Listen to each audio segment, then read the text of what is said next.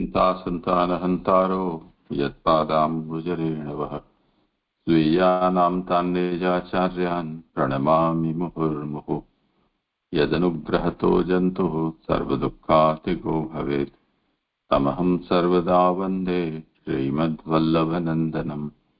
अज्ञानतिमिरान्धस्य ज्ञानाञ्जनशलाकया चक्षुरुन्मीलितं येन तस्मै श्रीगुरवे नमः।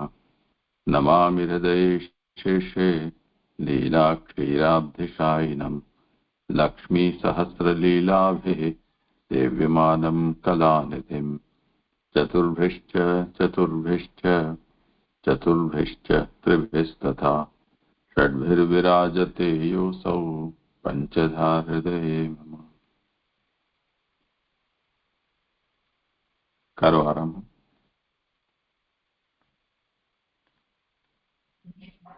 જી જેજી દંડવત પ્રણામ જેજી. આપણે દ્વિતીય સ્કંદ કરી રહ્યા છે. દ્વિતીય સ્કંદની શરૂઆતમાં આનંદરૂપ, પહેલા તો ભાગવત શાસ્ત્રનો અર્થ જોઈએ તો આનંદરૂપ હરિની આનંદરૂપ બધી લીલા આનંદરૂપ છે જેની તેવા ભગવાનનું અહીંયા દ્વિતીય સ્કંદમાં સ્થૂલ સ્વરૂપનું એવા ભગવાનનું સ્થૂલ સ્વરૂપનું ધ્યાન પ્રથમ અધ્યાયમાં અને સૂક્ષ્મ સ્વરૂપનું ધ્યાન બીજા અધ્યાયમાં બતાવ્યું. બીજા અધ્યાયમાં જ જે 8મો શ્લોક છે એ અંતર્યામીનો જે ધ્યાનના પ્રકારમાં જે અંતર્યામીનું સ્વરૂપ બતાવ્યું છે એ સ્વરૂપથી જ અહીંયા હવે એના ગુણો જે છે એનું જ નિરૂપણ કરતા 7મા અધ્યાયમાં વિમર્શનો પ્રકાર બતાવી રહ્યા છે.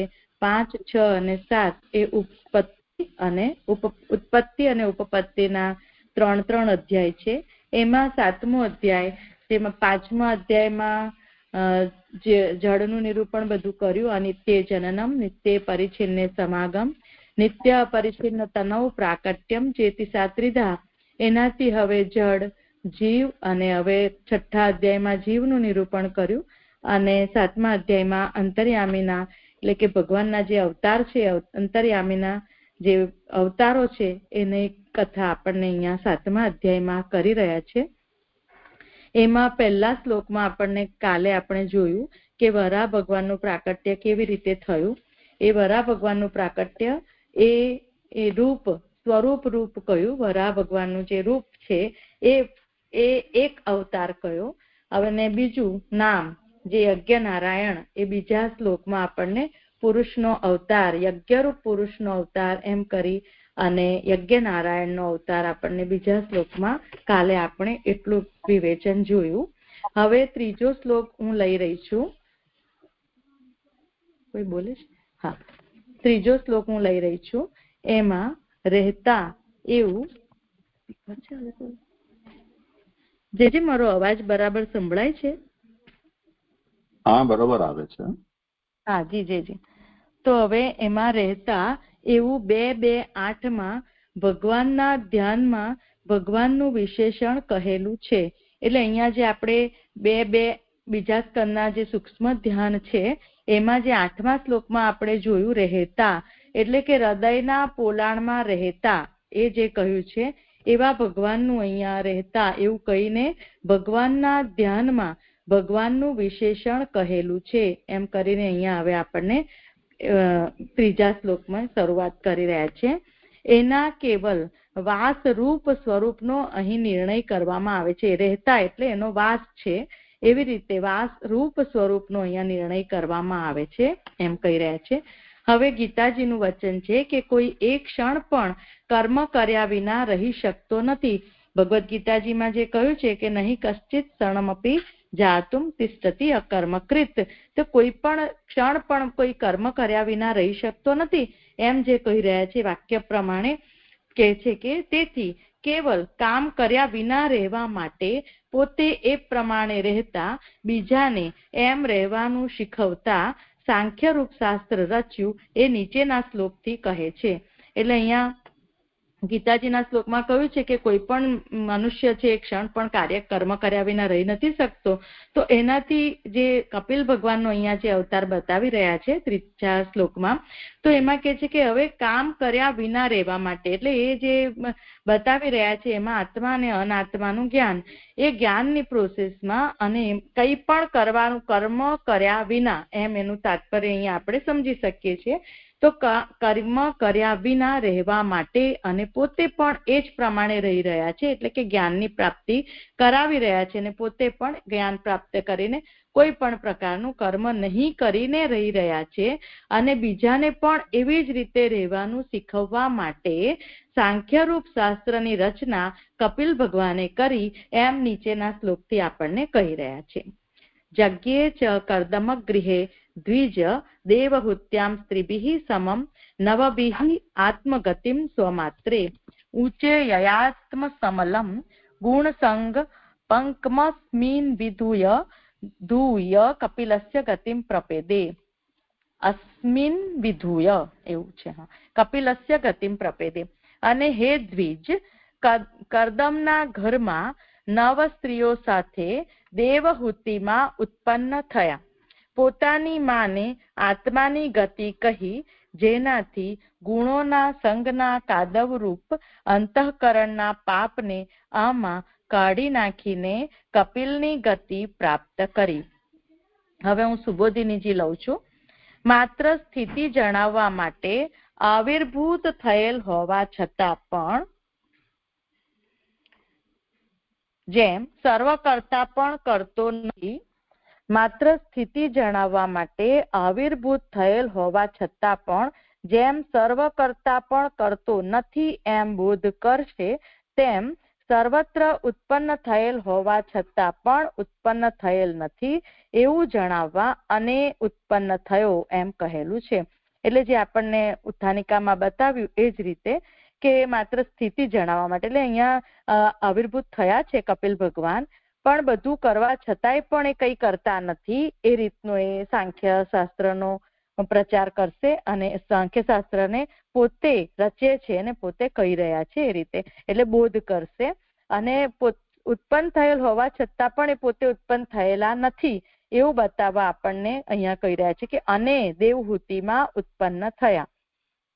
કર્દમ ગૃહે દ્વિજ દેવહૂત્યામ, એ જે કહી રહ્યા છે તો એ ઉત્પન્ન થયા. તો એ ઉત્પન્ન થયો એમ જે કહ્યું છે, કંઈ કરે છે બધું કરવા છતાં પણ કંઈ કરતો નથી, એ અર્થમાં અહીંયા આ રીતે લઈ રહ્યા છે. ઉત્પન્ન થયા, કર્દમના ઘરમાં ઉત્પન્ન થયો એમ જે અહીંયા કહી રહ્યા છે કે ઉત્પન્ન કોના ઘરમાં થયા, તો કર્દમના ઘરમાં. હવે એના માટે હવે કર્દમજી કેવા છે એમનું સ્વરૂપ અહીંયા સમજાવી રહ્યા છે કે છાયામાં કર્દમ જન્મ્યો એમ બ્રહ્માથી છાયામાં ઉત્પન્ન થયેલ હોવા છતાં પણ ન ઉત્પન્ન થયેલા જેવો હતો એમ દેખાડવા માટે એના ઘરમાં ઉત્પન્ન થયા. એટલે કર્દમ પણ એવા જ હતા, ઉત્તમ હતા. બ્રહ્માથી છાયામાં એ ઉત્પન્ન થયા હતા, પણ એ પણ એવા ઉત્તમ હતા કે ઉત્પન્ન થયા હોવા છતાં પણ ઉત્પન્ન થયેલા ન ઉત્પન્ન થયેલા જેવા જ એ હતા.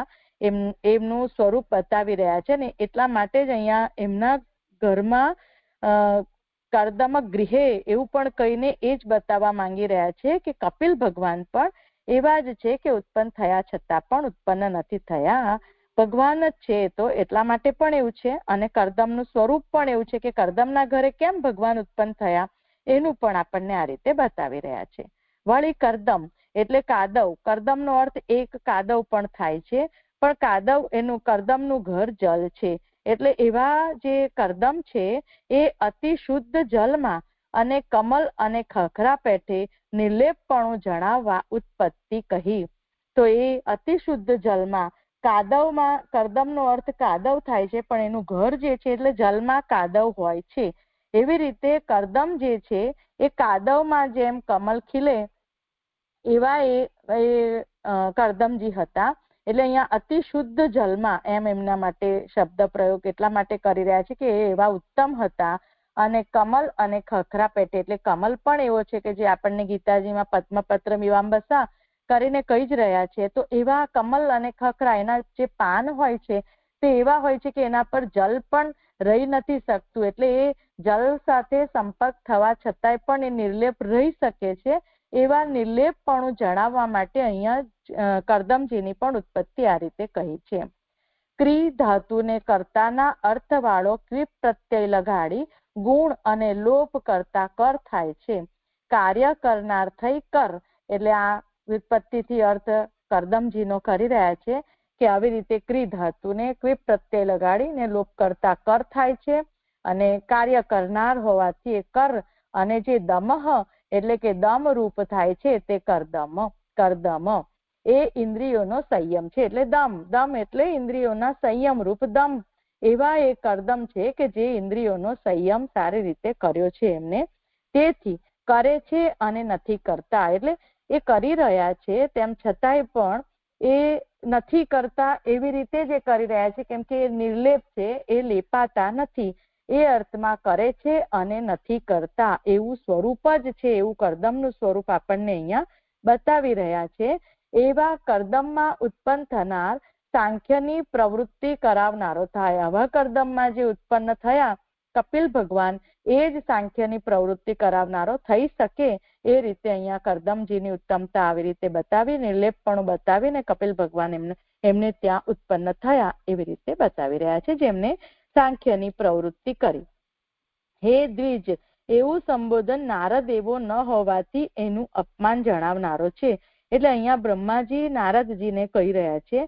તો નારદજીને કહે છે હે દ્વિજ એવું સંબોધન નારદજીને કહ્યું છે, અને દ્વિજ સંબોધન જે કર્યું છે એનાથી નારદજી આપ એવા નથી એમ કે એવું અપમાન જણાવનારો એવું અહીંયા અર્થ કર્યો છે.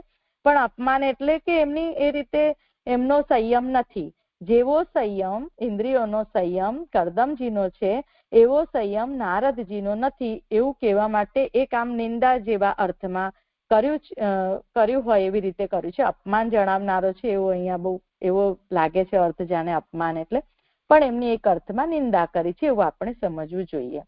દેવહૂતિમાં મનુની બીજી કન્યામાં કપિલ ઉત્પન્ન થયા. એટલે આ આકુતિ જે આપણે આગળ કાલે જોયું કે એમનાથી યજ્ઞનારાયણની ઉત્પત્તિ થઈ, જે પ્રથમ પુત્રી હતા તે. હવે આ બીજી કન્યા જે દેવહૂતિ છે એમાં કપિલ ભગવાન ઉત્પન્ન થયા. દેવોનું હુતિ નિમંત્રણ થયેલ જેમાં તેવી એ સર્વ દેવતા વાળી જાણવી. એ દેવહૂતિજી જે છે એવા ઉત્તમ હતા કે જે સર્વ દેવતા વાળી એટલે દેવત્વ વાળી, દેવહૂતિજી પણ એટલા દેવત્વ વાળા હતા. આથી એનું ઘણું સૌંદર્ય જણાવ્યું, એટલે એ સૌંદર્યવાન પણ હતા.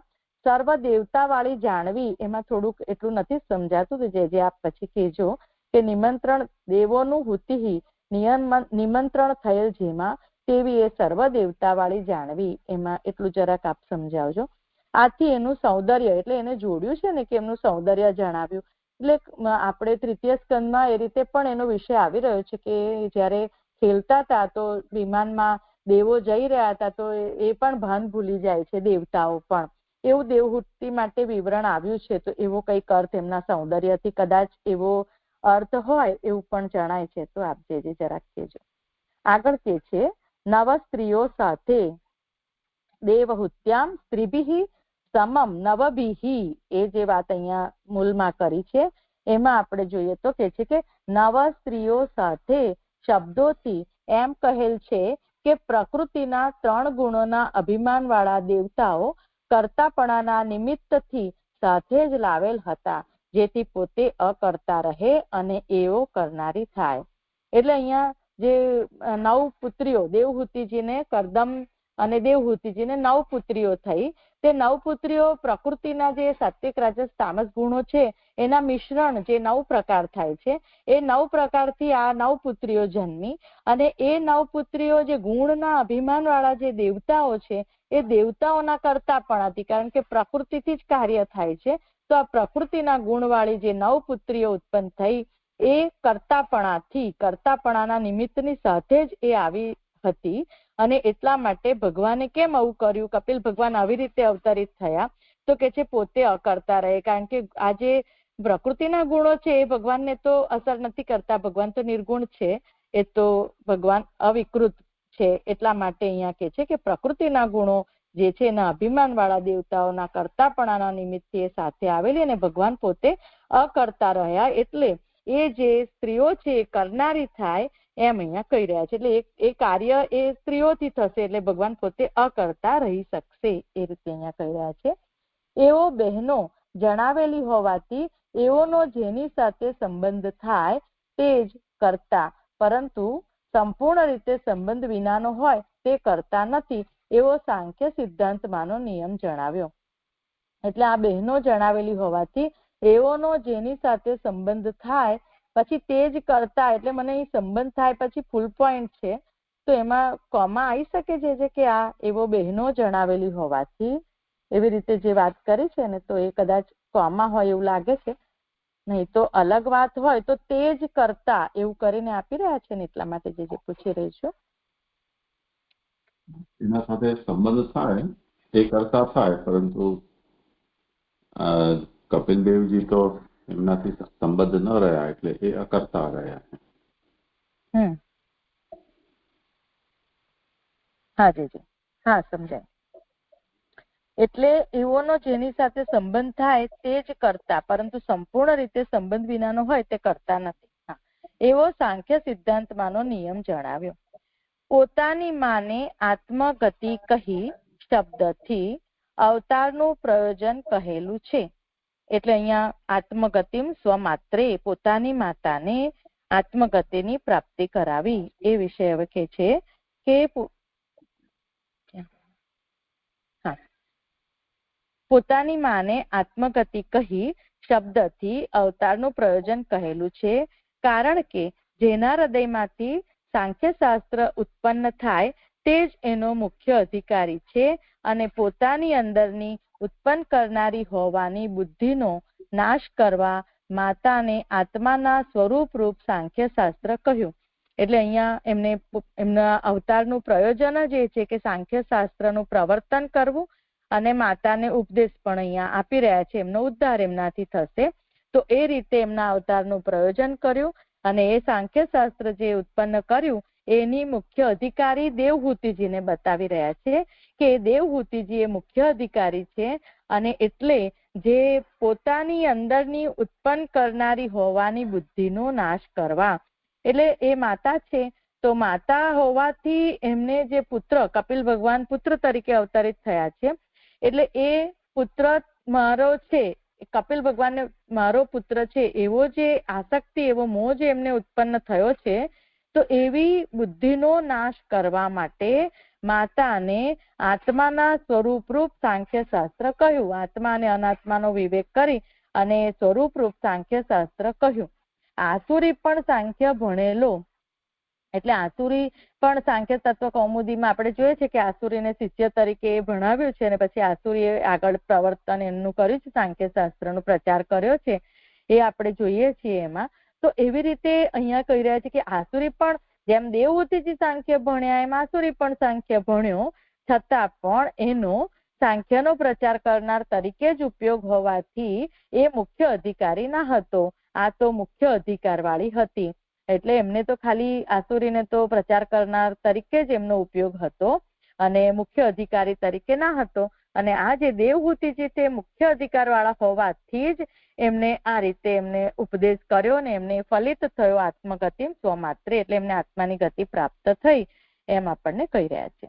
કારણ કે એ જ સમયે ગુણોના સંગના કાદવરૂપ અંતઃકરણના પાપને એ જ ક્ષણે કાઢી નાખીને જેવા કપિલ હતા તેવી જ થઈ. એટલે જે ગુણોના સંગથી જે કાદવરૂપ મલ, પાપ કહી રહ્યા છે, અંતઃકરણનો મલ એને પાપ કહી રહ્યા છે, તો એ જે મોહ આદિ આસક્તિ આદિ જે એમને છે એ બધું એમને એમની એ બુદ્ધિનો નાશ, એટલે કે એમનું અંતઃકરણનું જે પાપ છે એ જ સમયે એ જ્ઞાનથી નીકળી ગયું, અને એનાથી જે કપિલ ભગવાન જેવા હતા તેવી જ આ દેવહૂતિજી તેવા જ થયા, એમ અહીંયા કહી રહ્યા. તેથી એમાં બીજા નંબરની ફૂટનોટ છે, પહેલા નંબરની બી મેં ના કરી. તેથી એટલે એવું સહસ્ત્ર રચ્યું, તેથી એ ભગવાનના અવતાર હોવાનો નિશ્ચય થાય છે, એ એક નંબરની ફૂટનોટ છે. અને અહીંયા બીજા નંબરની ફૂટનોટમાં તેથી એટલે ઉત્તમ અધિકારી હોવાથી, એટલે દેવહૂતિજી ઉત્તમ અધિકારી હોવાથી સ્ત્રી જાતિની હોવા છતાં અને માતા હોવા છતાં પણ એને આત્માનો ઉપદેશ કર્યો. સ્ત્રી જાતિના હોય તો એમને ઉપદેશ ના કરી શકાય ખરેખર તો, પણ એક કારણ બતાવ્યું કે માતા હોવા છતાંય પણ એનો આત્માનો ઉપદેશ કર્યો, એમ અહીંયા કહી રહ્યા છે. ગતિ એટલે જ્ઞાન, આત્માની ગતિ એટલે જ્ઞાન. પોતાની માતા શબ્દોથી ઉપદેશ કરવાની આવશ્યકતા કહી. માતા હોવા છતાંય પણ ઉપદેશ કેમ કર્યો? તો હવે કે છે કે પોતાની માતા સ્વમાત્રે કહીને કે છે પોતાની માતા એ શબ્દોથી ઉપદેશ કરવાની આવશ્યકતા કહી. અને કપિલ ભગવાનનો અવતાર હોવાથી, એટલે પોતાની માતા છે તો એમના ગર્ભમાંથી હું આવ્યો છું તો એમનો પુત્ર તરીકે મારું અવતરણ અહીંયા થયું છે, તો એવી માતાનો ઉપદેશ કરવો એ તો યોગ્ય જ છે એમ કરીને માતાને ઉપદેશ કર્યો પોતાની છે એટલા માટે, એટલે આવશ્યકતા બતાવી. અને કપિલ ભગવાનનો અવતાર હોવાથી ગુરુઓને ઉપદેશ કરે એમાં દોષ નથી, કેમ કે કપિલ ભગવાન છે અને ભગવાનનો અવતાર છે એટલે ગુરુ, એટલે માતાને પણ ગુરુ તરીકે આપણે કહી રહ્યા છે. માતા પ્રથમ ગુરુ છે એમ પણ કહી રહ્યા છે. તો એટલે ગુરુને ઉપદેશ કરે એમાં કોઈ પણ પ્રકારનો દોષ નથી, કારણ કે આ જ્ઞાન સદા સિદ્ધ છે પણ અંતઃકરણના દોષને લીધે પ્રકાશતું નથી. આ જ્ઞાન એટલે કે આત્મા અને અનાત્માનું જ્ઞાન. જેમ કે આત્મા અને અનાત્મા એ તો ભિન્ન જ છે, તો સદાનું સિદ્ધ જ જ્ઞાન છે. એને કોઈ કહે તો જે જ્ઞાન છે એવું નથી, એ તો સિદ્ધ જ જ્ઞાન છે. આત્મા જુદો છે અને અનાત્મા ભિન્ન જ છે. આપણે પણ અત્યારે શાબ્દિક રીતે તો જાણી ગયા છે. તો એ સિદ્ધ જ જ્ઞાન છે, તેમ છતાંય પણ કેમ પ્રકાશતું નથી એનું કારણ બતાવે છે કે અંતઃકરણના જે દોષ છે એ દોષના લીધે જ્ઞાન આપણને પ્રકાશિત થતું નથી. તેથી અંતઃકરણનો જે મેલ છે, મોહ ઉત્પન્ન કરનારનું પાપ છે, અથવા આ ઉપદેશથી જ કપિલની ગતિ સાંખ્ય સિદ્ધાંતથી પ્રાપ્ત થયેલ અનુભવ પ્રપેદે એટલે કે પ્રાપ્ત કર્યો. આવો જે મોહ છે એ ઉત્પન્ન કરનારું એ પાપ જ છે. તો આપણી અંતઃકરણનું જે મેલ રૂપ જે પાપ છે એનાથી આપણને આત્માનું જ્ઞાન જે છે એ પ્રકાશતું નથી. અને એટલા માટે અહીંયા જે કપિલજીએ ઉપદેશ આપ્યો એનાથી અહીંયા દેવહૂતિજીને આત્મા અનાત્માનું સારી રીતે જ્ઞાન થઈ ગયું અને કપિલ ભગવાન જેવી એમની સ્થિતિ પ્રાપ્ત થઈ એમ અહીંયા એમને અનુભવ સાથે એ જ્ઞાન પ્રાપ્ત કર્યું, એવું પ્રપેદે એમ પ્રાપ્ત કર્યો એમ અહીંયા કહી રહ્યા છે. આટલું જે ત્રીજો શ્લોક અહીંયા સંપન્ન થયો છે. હજી એક શ્લોક છે,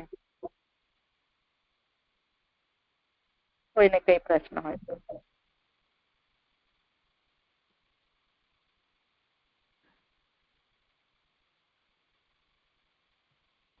હા જી, દંડવત પ્રણામ.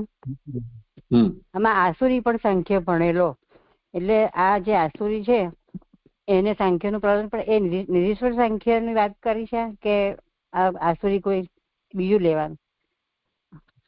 આસુરી એમના શિષ્ય છે અને નિરીશ્વર સાંખ્યની જ વાત છે. નિરીશ્વર સાંખ્ય જ ભણ્યા છે અને એનું જ પ્રચાર કર્યો છે, એનું જ પ્રવર્તન કર્યું છે કપિલ ભગવાન. ના, નિરીશ્વર સાંખ્ય તો કપિલ ભગવાને કઈ નિરીશ્વર સાંખ્ય કર્યું છે? એટલે ભણાયું. એટલે આસુરીએ જે કર્યું છે ને તે નિરીશ્વર સાંખ્ય જ સમજવું જોઈએ એવું મને ખબર છે. કારણ કે સાંખ્ય તત્વ કૌમુદીમાં જે વાત કરે છે ને તો નિરીશ્વર સાંખ્યનું જ એ નિરૂપણ છે એવું મને સમજાય છે. પછી જે કહેશે વિશે સાંખ્ય તત્વ કૌમુદી તો જુદી વસ્તુ છે અને આસુરીકૃત સાંખ્ય શાસ્ત્ર અલગ છે. સાંખ્ય તત્વ કૌમુદી જે છે એ તો વાચસ્પતિ મિશ્રની સાંખ્ય કારિકા ઉપરની ટીકાનું નામ છે અને સાંખ્ય કારિકા ઈશ્વર કૃષ્ણ દ્વારા વિરચિત છે, એ આસુરી દ્વારા વિરચિત નથી.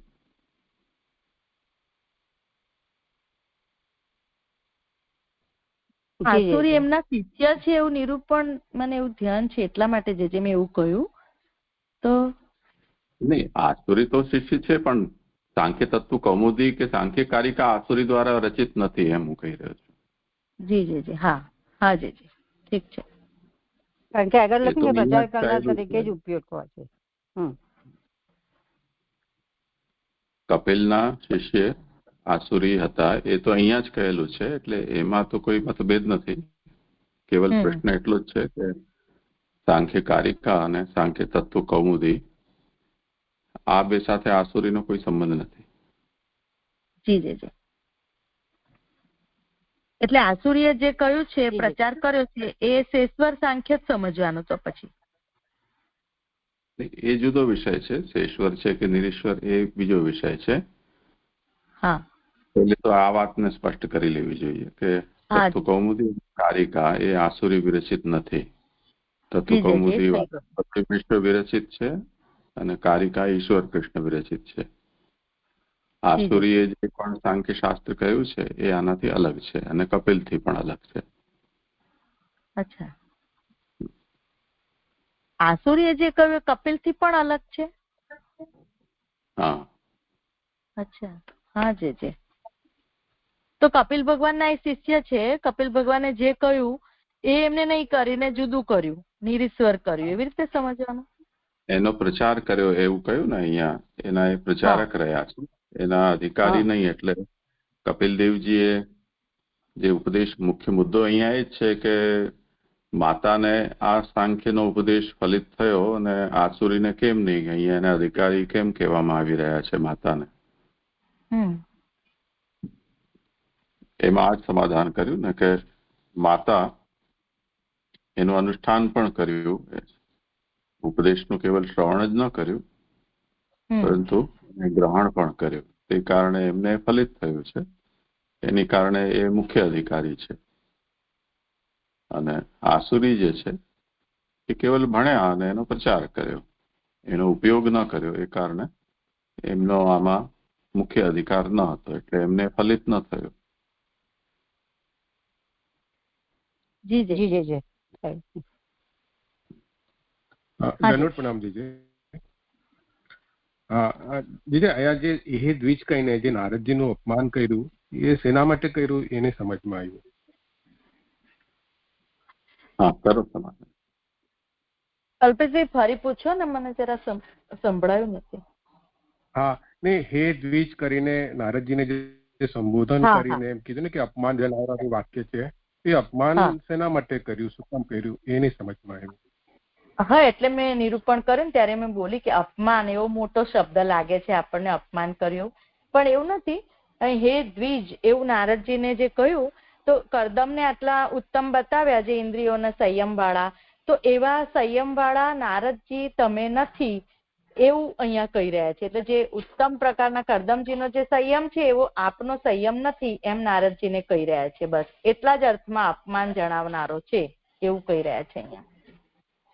ને એ જ સમજવું હતું કે નારદજીમાં ઇન્દ્રિયોનો સંયમ નથી એમ આપણે કે શેના આધાર પર કહી શકીએ. એ પણ તો ઉત્તમ અધિકારી હતા, એ પણ સતત ભગવાનનું પ્રભુનું નામ લીધા કરતા હતા, તો ઇન્દ્રિયોનો સંયમ એમાં નથી, એટલે એ કયા આધાર પર? એટલે ઓછો છે એમ. નારદજી લગ્ન કરવાની ઈચ્છા થઈ હતી ને, એ દર વખતે બદનામ કરે છે. જી જી જી જી, સ્પષ્ટ થયું. અને બીજે એની અગલી લીટીમાં જે આવે છે ને કે દેવોની હુતિ, એ હિનાબેનનો બી પ્રશ્ન હતો, એ થોડું સમજવું હતું કે નિમંત્રણ થયેલ જેમાં તેવી એ સર્વ દેવતાવાળી જાણવી. એ તૃતીય સ્કંદમાં એનો વિશેષ વર્ણન છે જ, પણ અહીંયા જેટલું કહ્યું છે એનું તાત્પર્ય એ છે કે દેવોનું આવાહન જેનાથી થાય તે એ દેવહૂતિ છે, એમને સર્વદેવમય કહેલી છે. બસ એટલું જ એનું તાત્પર્ય છે. જી જી જી જી જી. અને જીજે આપણે કપિલ દેવજીએ પોતાની માતાને ઉપદેશ આપ્યો, એમને ઉત્તમ અધિકારી માણી, એટલે અને જીજે એટલે આગળ બી આવે છે કે એટલે સ્ત્રીઓને ઉપદેશ નથી કરતા અને એમને શાસ્ત્રમાં એમની અધિકારીતા નથી રહેવાથી કપિલજીએ આ સાંખ્ય પ્રગટ એટલે ઉત્પન્ન કર્યું, એટલે પ્રગટ કર્યું એમ જ સમજવું ને જીજે? સમજાયું નહીં? હા, નહીં. મૂળ વસ્તુ કે એક રીતે માતા છે તો પુત્ર માતાને કેવી રીતે ઉપદેશ કરી શકે, ટેકનિકલ સમસ્યા એ છે. બીજું, સ્ત્રી હોવાને કારણે મુક્તિની અધિકારીણી નથી હોતી. તો આ બે મુખ્ય કારણ છે જે અહીંયા કપિલ દેવજીનું એમને ઉપદેશ આપવાના વિરોધમાં છે. તો એના માટે આ ખુલાસો આપી રહ્યા છે કે અહીંયા આત્મજ્ઞાનનો ઉપદેશ કર્યો અને એમાં પોતાના માતાને એમ કહ્યું છે, તો યદ્યપિ આમાં દોષ ગણાય તેમ છતાં પણ એ ભગવદ અવતાર છે, એને કારણે જે માતા ગુરુ તરીકે કહેવાય છે તેમ છતાં પણ એમને ઉપદેશ આપતા એમને દોષ નથી.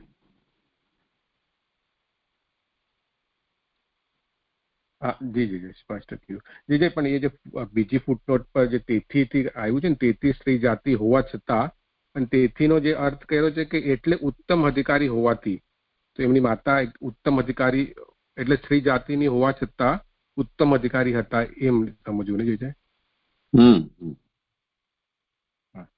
જી જી જી સ્પષ્ટ થયું. જી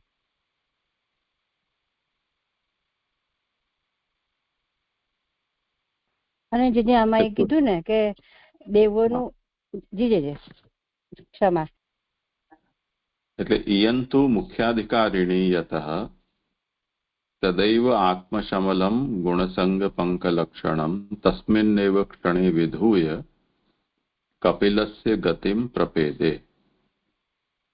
એટલે આ બધી વાતો હોવા છતાં પણ એ જે કંઈ પણ દોષો છે એ દોષો ધોવાઈ ગયા એમના, અને કપિલની ગતિને પ્રાપ્ત થયા. એટલે જેવા કપિલ હતા તેવા તે થઈ ગયા.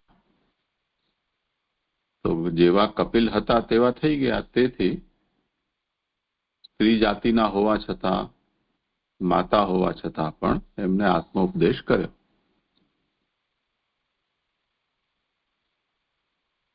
જી જી જી આ રીતે સ્પષ્ટ થયું. ધન્યવાદ પ્રણામજી. અને જે આપણે હમણાં કીધું ને કે દેવોનું આહવાન જેનાથી થાય છે તેવા દેવહૂતિ, તો પછી આમાં ઉપર આમાં આવ્યું ને કે સર્વ દેવતાઓને જાણવી, આથી એનું ઘણું સૌંદર્ય જણાવ્યું. હવે આહવાન જેનાથી થાય એનું સૌંદર્યનું સાથે કેવી રીતે જોઈન કરવાનું છે? એ બધા દેવતાઓ એમને પ્રાપ્ત કરવાની અભિલાષા રાખતા હતા, એટલા એ સુંદર હતા. એ તો એના વર્ણન કર્યું. જી જી જી પણ દેવોનું આહવાન જેનાથી થાય તો દેવહૂતિ કયો છે? દેવહૂતિ, દેવતાઓનું જેનાથી આવાહન થાય છે તે. જી જી હવે સ્પષ્ટ. દંડવત પ્રણામ. પ્રણામ સરદાર. અહીં છે તે જો હવે આજ મૂંઝવણ ઠાકોરજીની દ્વારકા લીલામાં પણ હતી કે વસુદેવજીને એમને કહ્યું હતું કે બ્રહ્મભાવ અને પુત્ર ભાવથી મને ભજજો, તો બ્રહ્મભાવ પ્રાપ્ત થયું નથી. વસુદેવજીને ખંડસ જ્ઞાન થયું છે, તો અને અખંડ જ્ઞાન કરાવવા માટે ત્યાં પ્રભુને પણ આ મૂંઝવણ છે, તેથી ત્યાં બોલાવ્યા છે નારદજીને ઉપદેશ આપવા માટે. તો ત્યાં ભગવાને ઉપદેશ ના આપ્યો વસુદેવજીને, ને અહીં દેવહૂતિને કરદમજીએ ઉપદેશ આપ્યો માને.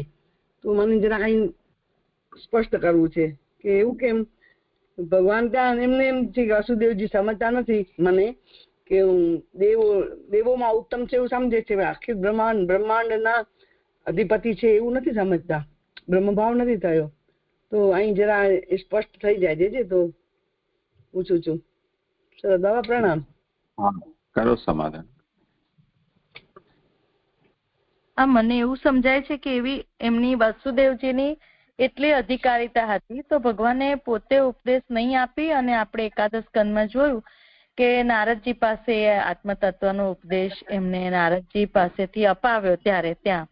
અને અહીંયા જે દેવહૂતિજીનું તો બતાવી જ રહ્યા છે કે મુખ્ય અધિકારી હતા, અને એમના પ્રાકટ્યનું પ્રયોજન સાંખ્ય શાસ્ત્રને પ્રવર્તમાં કરવાનું જ હતું, રચવાનું જ હતું. અને એ જ મુખ્ય અધિકારી, ઉત્તમ અધિકારી દેવહૂતિજી હોવાથી અહીંયા પણ આ જ એટલે અધિકારી ભેદથી સમજાય છે કે અધિકાર જ એમનો એવો હતો, એટલે પછી ભગવાને આ જ રીતે કાર્ય કર્યું એવું સમજાય છે.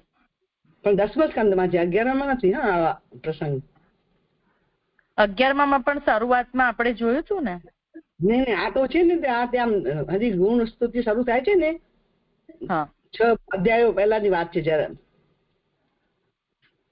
11 એકાદશ સ્કંદમાં આગળ 6 અધ્યાય છે એમાં વાત નથી આ એવું મને. ના 10મા સ્કંદમાં પછી ગુણ પ્રકરણ પછી આવે છે. તો ત્યાં વસુદેવજીને ભગવાન મૂંઝવણમાં છે કે હું પુત્ર છું ને એને ગુરુ તરીકે ઉપદેશ ના આપી શકે ઊંચા આસને બેસીને.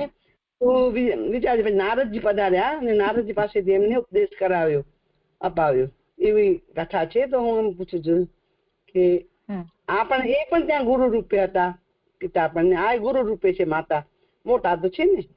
એ રીતે હું પૂછું છું. પ્રણામ. અહીંયા ઈશ્વર ભાવ પોતાનો પ્રકટ દેખાડ્યો છે, ત્યાં નથી દેખાડવા માંગતા, એવું જ સમાધાન સમજવું જોઈએ. જી જી સરદાર, પ્રણામ. હા, ત્યાં પ્રકટ નથી કરવું, નહીં તો આ મૂંઝવણ તો છે પ્રભુને. એ અહીંયા પણ એ વાત હતી ને, યુધિષ્ઠિર અને ભીષ્મના પ્રસંગમાં પણ તો એ જ વાત હતી. હા હા જી સરદાર. બીજું કઈ? ભગવાને એવું કહ્યું છે કે પુત્ર ભાવે ને બ્રહ્મ ભાવે ને ચાસકૃત, એ જે વાત કરી છે તો ભગવાને જે એવી ઈચ્છા કરી છે એવું છે જે સમજી શકાય આપણે ને કે આ રીતે જ કરવાનું, ભગવાને એવી જ ઈચ્છા છે ભગવાન, એવું સમજી શકાય ને એમ? હા ભલે. હા છે કોણ એમને ભજવું એ એક વિષય છે, અને એના પછીના અવતારમાં જેવી રીતે જેમ કાલાંતર વ્યતીત થાય છે તે વખતે પ્રભુ જ્યારે જ્યારે જેવી પ્રકારની લીલા કરવાની ઈચ્છા રાખે છે તો પૂર્વગ્રહિત પક્ષ છે એને છોડી પણ રહ્યા છે યથાવસર.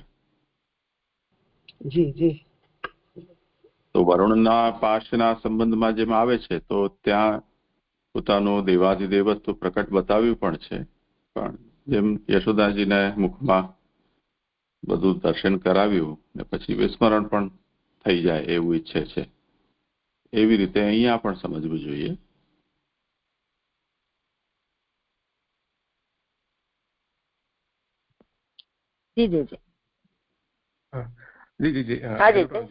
મને એટલું પૂછવાનું તો અહીંયા આગળ કે અહીં કહ્યું ને કે કપિલ ભગવાનનો અવતાર હોવાથી ગુરુઓને ઉપદેશ કરે એમાં દોષ નથી.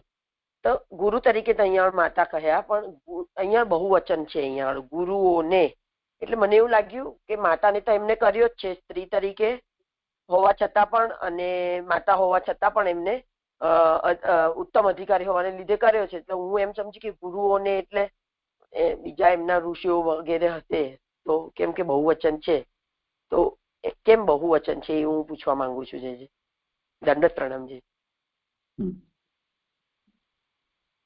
એ મને નથી ખ્યાલ, જે જ કહેશે. હા, મને નથી સમજ એમાં. એવું નહીં, ગુરુ એટલે મોટાપણું છે ને, મોટાઓને ના આપી શકે પણ અહીં આપે છે. ભગવાન તો મોટાઓને આપી શકે ને એમ. હા, એટલે માનાર્થ બહુવચન છે એવું સમજવું જોઈએ. અહીંયા ઘણા બધા જણાનું પ્રસિદ્ધ નથી અહીંયા કે કપિલ દેવીએ દેવતીજીની સાથે બીજી પણ ઉપદેશ ગ્રહણ કરવા બેઠા હોય, અથવા यदि અહીંયા આસુરી વગેરેનો ઉલ્લેખ કર્યો છે તો એમનો સંદર્ભ અહીંયા લો તો એ પણ લઈ શકાય, કેમ કે કપિલ દેવજી તો બહુ મોટી ઉંમરના હતા નહીં,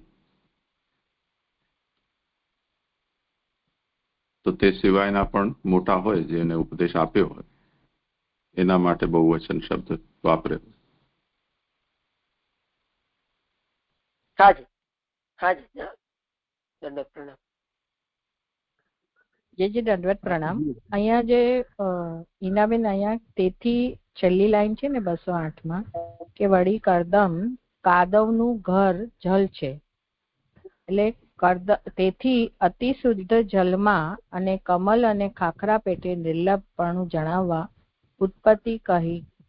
તો અહીંયા અતિ શુદ્ધ જલ ઇક્વલ ટુ કરદમ ઋષિ પોતે લેવાને કમલ રૂપ કપિલજી, એવું સમજી શકાય કે હું ખોટું સમજે છું?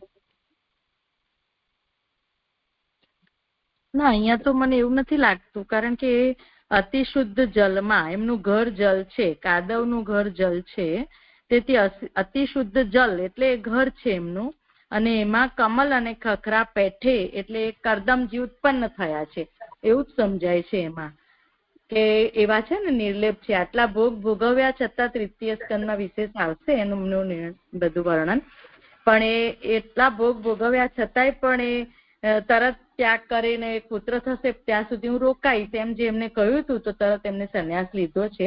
તો એટલે જ એમને આટલું ઉત્તમતા બતાવવા જ આટલું બધું એમનું વર્ણન અહીંયા લીધું છે એવું મને જણાય છે.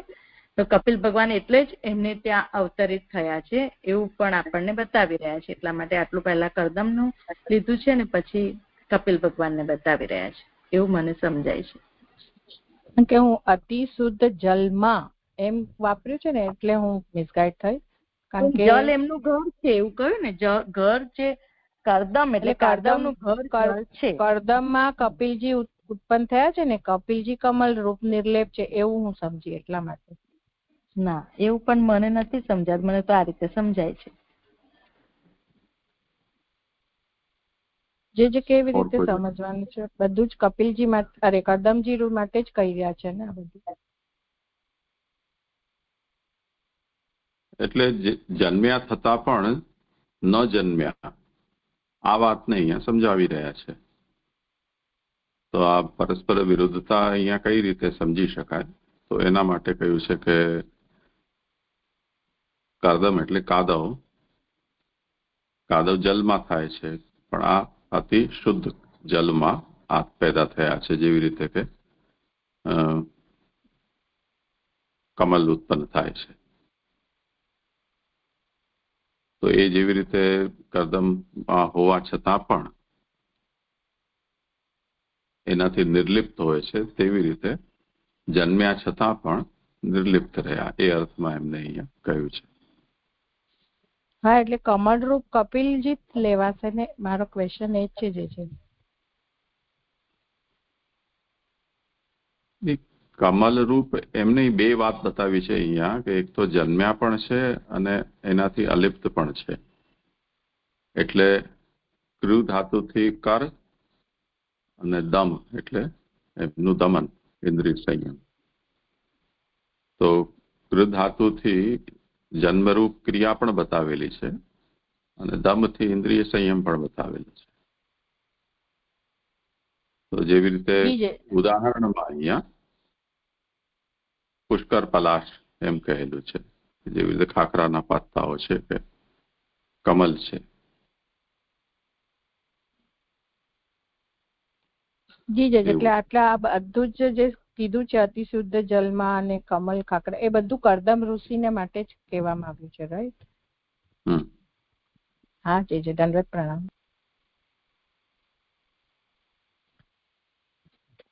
જી જી દંડવત પ્રણામ જીજે. જીજે એક પ્રશ્ન હતો કે આપણે જે પુરાણોમાં પણ જે સાંખ્યનું વર્ણન આવે છે અને કપિલજીએ જે સાંખ્ય રચ્યું હમણાં આમાં એમાં જે ભેદ કે પછી એ જ કે આત્મા અનાત્માનો વિચાર, તત્વોની ગણના એ જ છે બંનેનો વિષય? બધામાં સાંખ્યમાં તત્વગણના એ જ મુખ્ય વિષય છે. તો આપણે જે 28 તત્વો છે એની સંખ્યામાં આગળ પાછળ કરીને જે પણ તત્વો છે એનું નિર્ધારણ સાંખ્ય કરે છે. હવે પ્રશ્ન એ છે કે ભાઈ એ તત્વોથી પહેલા શું?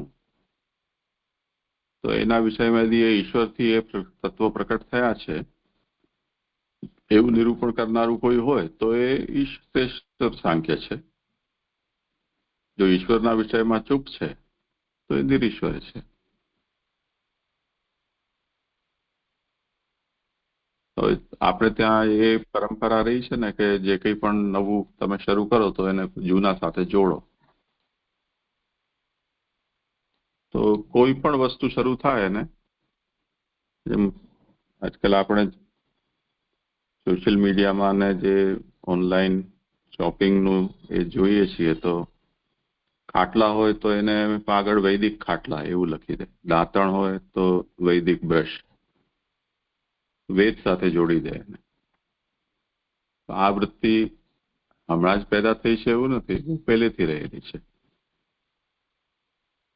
તો જેમ ઈશ્વર કૃષ્ણ છે તો ઈશ્વર કૃષ્ણ પણ એમ કહી દેશે કે ભાઈ હા આ તો કપિલ દેવજીએ જે કીધું છે ને એ જ સાંખ્ય હું કહું છું. કપિલે આસુરીને કહ્યું કે આસુરીએ પંચશીલને કહ્યું, પંચશીલે ફલાણા ઢીકણાને કહ્યું અને એ પછી વચ્ચે લુપ્ત થઈ ગયું. તે હવે હું ફરીથી કહી રહ્યો છું.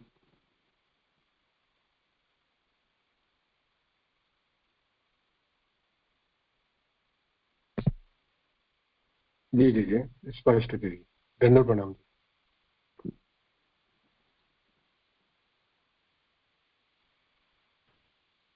ખરું છે જે આગળ હવે કોઈને પ્રશ્ન ના હોય તો ન હોય હાથ નીચે કરી દેજો. કરો. જી જી. એવી રીતે ભગવાનની નિશ્ચલ સ્થિતિ રૂપ કપિલને જણાવીને નીચેના શ્લોકમાં ભગવાન 2:2:8 જણાવેલ 4 ભુજાઓ વાળા હોવાનું જણાવે છે. હવે બીજો એક ગુણ ભગવાનનો બતાવી રહ્યા છે કે 4 ભુજા વાળા, હૃદયના પોલાણમાં રહેતા 4 ભુજા વાળા. એ હવે કે છે અત્રેહે અપત્યમ અભિકાંક્ષત આહ तुष्टो दत्तो माया अहम इति यद भगवान सदत्तः यद पाद पंकज पराग पवित्र देहा योगर्तिम आपुरुभयम यदु हय आद्याः. અપત્યની ઘણી ઈચ્છા વાળા અત્રિ ઉપર પ્રસન્ન થયેલા ભગવાને હું મને આપું છું એમ જે કહ્યું તે દત્ત છે. જેમના ચરણ કમલની રજથી પવિત્ર થયેલ દેહવાળા યદુ હૈહય વગેરે એ બંને પ્રકારની યોગની રિદ્ધિ પ્રાપ્ત કરી. સુબોધિનીજી. ન વિદ્યતે નથી ત્રયઃ 3 જેના તે અત્રિ 3 પુત્રો અવશ્ય હોવા જોઈએ તે નહીં હોવાથી ભગવાનની પ્રાર્થના કરી, અથવા અત્રિ પોતે અને પત્ની હતા, પુત્ર ન હોવાથી અત્રિ 3 ન હતા, કારણ કે 3 પુત્રો સાથે પોતે થાય ત્યારે એ 4 ભુજા વાળા થાય. ઉત્પત્તિ, સ્થિતિ, પ્રલય અને તપ એવી 4 ક્રિયા શક્તિઓ છે. એટલે આમાં 3 પુત્રો હોવા જોઈએ પણ એ છે નહીં, એટલે એવા એ અત્રિ છે એમ અહીંયા કહી રહ્યા છે. એટલે 2 જ હતા, પોતે અને પત્ની એમ 2 જ હતા. એટલે 3 પુત્રો ન હોવાથી અત્રિ 3 ન હતા, એટલે કે પુત્ર ન હોવાથી 3 ન હતા, પોતે અને પત્ની હતા. કારણ કે 3 પુત્રો સાથે પોતે થાય એટલે એક અત્રિ અને બીજા 3 પુત્રો એ થાય ત્યારે જે 4 ક્રિયા 4 ભુજા વાળા થાય એવી રીતે કહી રહ્યા છે. તો એ 4 ભુજા વાળામાં પહેલી ફૂટનોટ છે કે એ ભગવાન 4 ભુજા વાળા થાય. ઉત્પત્તિ, સ્થિતિ, પ્રલય અને તપ એવી 4 શક્તિઓ અહીંયા 4 ક્રિયા શક્તિઓ બતાવી રહ્યા છે. એમાં ઉત્પત્તિ, સ્થિતિ, પ્રલય અને તપ એવી 4 ક્રિયા શક્તિમાં બીજી ફૂટનોટ છે કે માત્ર સંખ્યાનો અવતાર નથી પણ આ ગુણો સાથેના બાહુઓનો છે એમ આથી જણાવે છે. એટલે અહીંયા સંખ્યાનો એટલે કે 4 એવી સંખ્યાનો અવતાર નથી પણ આ ગુણો સાથેના બાહુઓનો એટલે કે ક્રિયાશક્તિ જે છે એ ક્રિયાશક્તિના 4 છે એમ બતાવી રહ્યા છે કે ઉત્પત્તિ, સ્થિતિ, પ્રલય અને તપ એવી 4 શક્તિઓ બતાવી રહ્યા છે. જેમાં ઉત્પત્તિ, એમાં ઉત્પત્તિથી બ્રહ્મા વિષ્ણુ શિવ 3, ઉત્પત્તિ, સ્થિતિ, પ્રલય અને તપમાં અત્રિ એવી 4 ક્રિયા શક્તિઓ અહીંયા બતાવી રહ્યા છે. તો આગળ હવે કે છે યોગસ તપસ્ચ,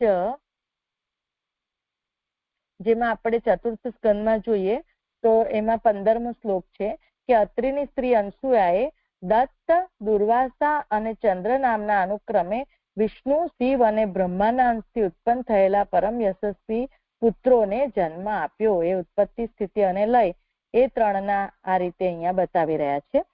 તો એવી રીતે 15મા શ્લોકમાં વર્ણન કરેલું છે. યોગસ તપશ્ચ વંશશ્ચ ભગવદ ભક્તિ એવ ચ એતાઃ ક્રિયાચતસ્રો હિ ભગવદ બાહુસુ સ્થિતાઃ. યોગ અને તપ અને વંશ અને વળી ભગવાનની ભક્તિ આ 4 ક્રિયાઓ નક્કી ભગવાનના બાહુઓમાં રહેલી છે.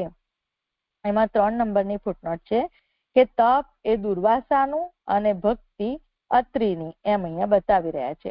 એટલે તપ અહીંયા થોડોક જુદી રીતે બતાવી રહ્યા છે. એ જે ઉપર ઉત્પત્તિ, સ્થિતિ, પ્રલય અને તપ એવી 4 ક્રિયા શક્તિઓ બતાવી ને હવે અહીંયા બીજી રીતે બતાવી રહ્યા છે